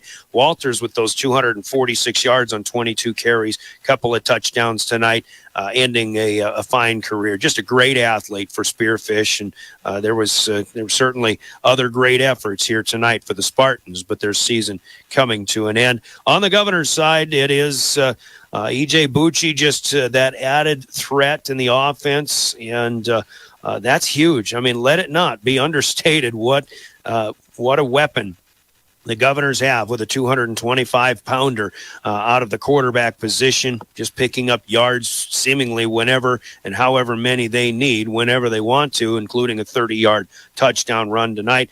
Obviously, offensively, your star of the night, well, of course, led by a great effort by the offensive line, but Carter Merrill with 210 yards rushing on 33 carries. And Merrill just had great vision all night long, and he's also turned into a big weapon for the Governors. He is player of the game #1, at least at this time from the offensive side. We'll get him a T-shirt noting his accomplishments, and we're going to give another one to Sutton Sonnenschein as well. Sutton with 2 interceptions tonight. Carson Stoser played great. The defensive backfield played great. Porter Hunsley with an interception tonight as well. The linebackers are playing great, but Sutton, the last possession of the first half for Spearfish, the first possession of the second half for Spearfish, both ended in interceptions taken away by Sonnenschein, and the one to start the second half led to a Governor scoring drive, and that got them going, as we talked about with big plays of the game as well. So Sutton Sonnenschein and Carter Merrill, both players of the game, sponsored by Cowboy Country Stores in Pierre and Fort Pierce. So the Govs move on, and they'll take on, again, most likely the Yankton Bucks, but the other 3 games in 11 AA, well, until now, weren't done yet. But as I see the updated scores, on the other half of the bracket, Brookings has now defeated T-Area 23-13. They'll go to Watertown next week. The Arrows shut out Huron 35-0. And Yankton now, with 8 minutes left in the fourth quarter at this last update, still not over yet. Yankton leads 21-6. Should Aberdeen somehow come from behind and win that game, Aberdeen would come here next Friday night. Otherwise, we'll be on the road to Crane Youngworth Field down to Yankton for the Governors and the Bucks. A much anticipated matchup if that does happen to be the case. And, of course, it'll be here, River 92.7. That's Friday next week. Let's take a look at the rest of the scores throughout South Dakota. Quarterfinal night in all 7 classes of high school football. In 11 AAA, Sioux Falls Lincoln beat Rapid City Central 44-0. Harrisburg over Sioux Falls Roosevelt 63-6. Brandon Valley beats Washington 35-6, and Jefferson is cruising over O'Gorman 31-7. That game's still going on in the fourth quarter. In 11A, the West Central Trojans move on with a 14-6 win over Madison. Lennox shuts out Canton 50-0. Sioux Falls Christian is having no trouble with Rapid City Christian 58-16. That one is late. Del Rapids will avenge a season-opening loss to Dakota Valley as they lead. Well, maybe they won't. 17-6. That one still. Actually, with 3 minutes left, it's almost over. St. Thomas More has upset Mount Vernon Plankinton. Tommy Moore is a 10 seed. They go beat the 3, Mount Vernon Plankinton, in Mount Vernon, 38-34. On Star 99, Sioux Valley remains unbeaten. They beat Mobridge Pollock 41-7. Elk Point Jefferson beats Clark Willow Lake 41-8. And Winter pitches another shutout 44-0 over Woonsocket Wessington Springs Sanborn Central. Winter will play St. Thomas More now in the semis. Sioux Valley will get Elk Point Jefferson there. 9AA, Elkton Lake Benton over Hanson, 46-21. It is Freeman Mary and Freeman Academy out at Hill City with 8 minutes to go, leading the Rangers 36-20. Hamlin is handling Viborg Hurley 42-14, still in the third quarter. And Parkston, who was tied 6-6 at the end of the first quarter, has busted it open. They lead Leola Frederick 34-6 in that one. In 9A, Del Rapids St. Mary shut out Kadoka 36-0. Sully Buttes, actually this is 9B all of a sudden. I hit the wrong button. Sully Buttes is a winner 36-6 at Corsica Stickney tonight, and the top seed in 9B has been beaten. Avon falls to, well, the perennial power, Canastota, who isn't the same Canastota team anymore, but still the Hawks win it. And they will actually come to Oneida now to face Sully Buttes next Friday night. Sully Buttes is going to get a home game taking on Canastota, who beats Avon tonight 16-8. Faulkton area in a battle with Coleman Egan. They just started the fourth quarter, and they are in a 20-20 tie. So Faulkton area, the 2 seed, if they win that, would host Del Rapids St. Mary next Friday night as well. Some local interest there yet in Central South Dakota in Class 9B. 9A, we skipped that one. It's Howard beating Ipswich 54-0. Woolsey Wessington doubles up Dupree 56-28. Warner on KPLO FM tonight, 37-8 winners over Phillip. They stay unbeaten, as does Wall, 62-12 winners over Castlewood. So 3 teams still unbeaten in Class 9A. And well, good luck to everybody else still playing next Friday as well. So that'll do it from here. We remind all of those on the road, and specifically Spearfish fans who are making the trip back, with the South Dakota Office of Highway Safety reminds us all as they celebrate being a part of a team that buckling up can save is the best way to save a life in a crash. Let's do it for our family and friends. We've got someplace to be. That someplace is the semifinal round for some. Next Friday night, the Governors presumably will go to Yankton, or maybe, just maybe, they might host Aberdeen Central. We do have that game coming up next Friday. Our next coverage of Governor Sports will be Tuesday night here on River 92.7 when the Governor volleyball team goes to Sioux Falls to Jefferson High. They'll take on the highly touted Cavaliers. 6:30 pregame on that one coming up on Tuesday evening. We've got Vikings football this weekend. Sunday night, the Vikings host the Indianapolis Colts on KPLO and KMLO FM. And this activity has been brought to you by this station, River 92.7, our advertisers and the member schools of the South Dakota High School Activities Association. No rebroadcast in whole or in part may be made without written permission from the SDHSAA.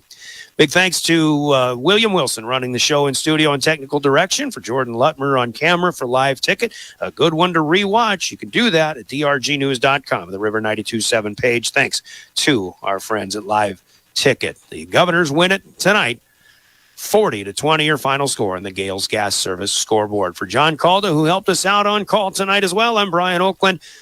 Thanks for joining us. This has been a presentation of the official voice of the Pierre Governors, River 92.7 and drgnews.com. Happy Halloween and a great weekend, everybody. This presentation of Pierre Governor Athletics was proudly presented by Bank West, Beck Motors, Dakota Storm Roofing, Superior Concrete, Live Ticket, Overhead Door, Ranky Gray Wealth Management, Avera Orthopedics, Capital City Ford Lincoln Toyota, Kruger Contracting, Century Business Products, Brittany Scheffelbein Agency, Dakota Mart, Access Health, May Adam, TMA, Avera Health, Graham Tire, Slumberland Furniture in Pierre, American Bank and Trust, Pierre Regional Airport, Oahe Federal Credit Union, Ramkota Hotel, Xander Auto Parts, Dakota Plains Federal Credit Union, Ferding Electric, Bauman Lumber, Wegner Auto, Kathy Sun and Shine Properties, and Black Hills Federal Credit Union. DRG Media Group thanks you for listening to this broadcast of Pierre Governor Athletics.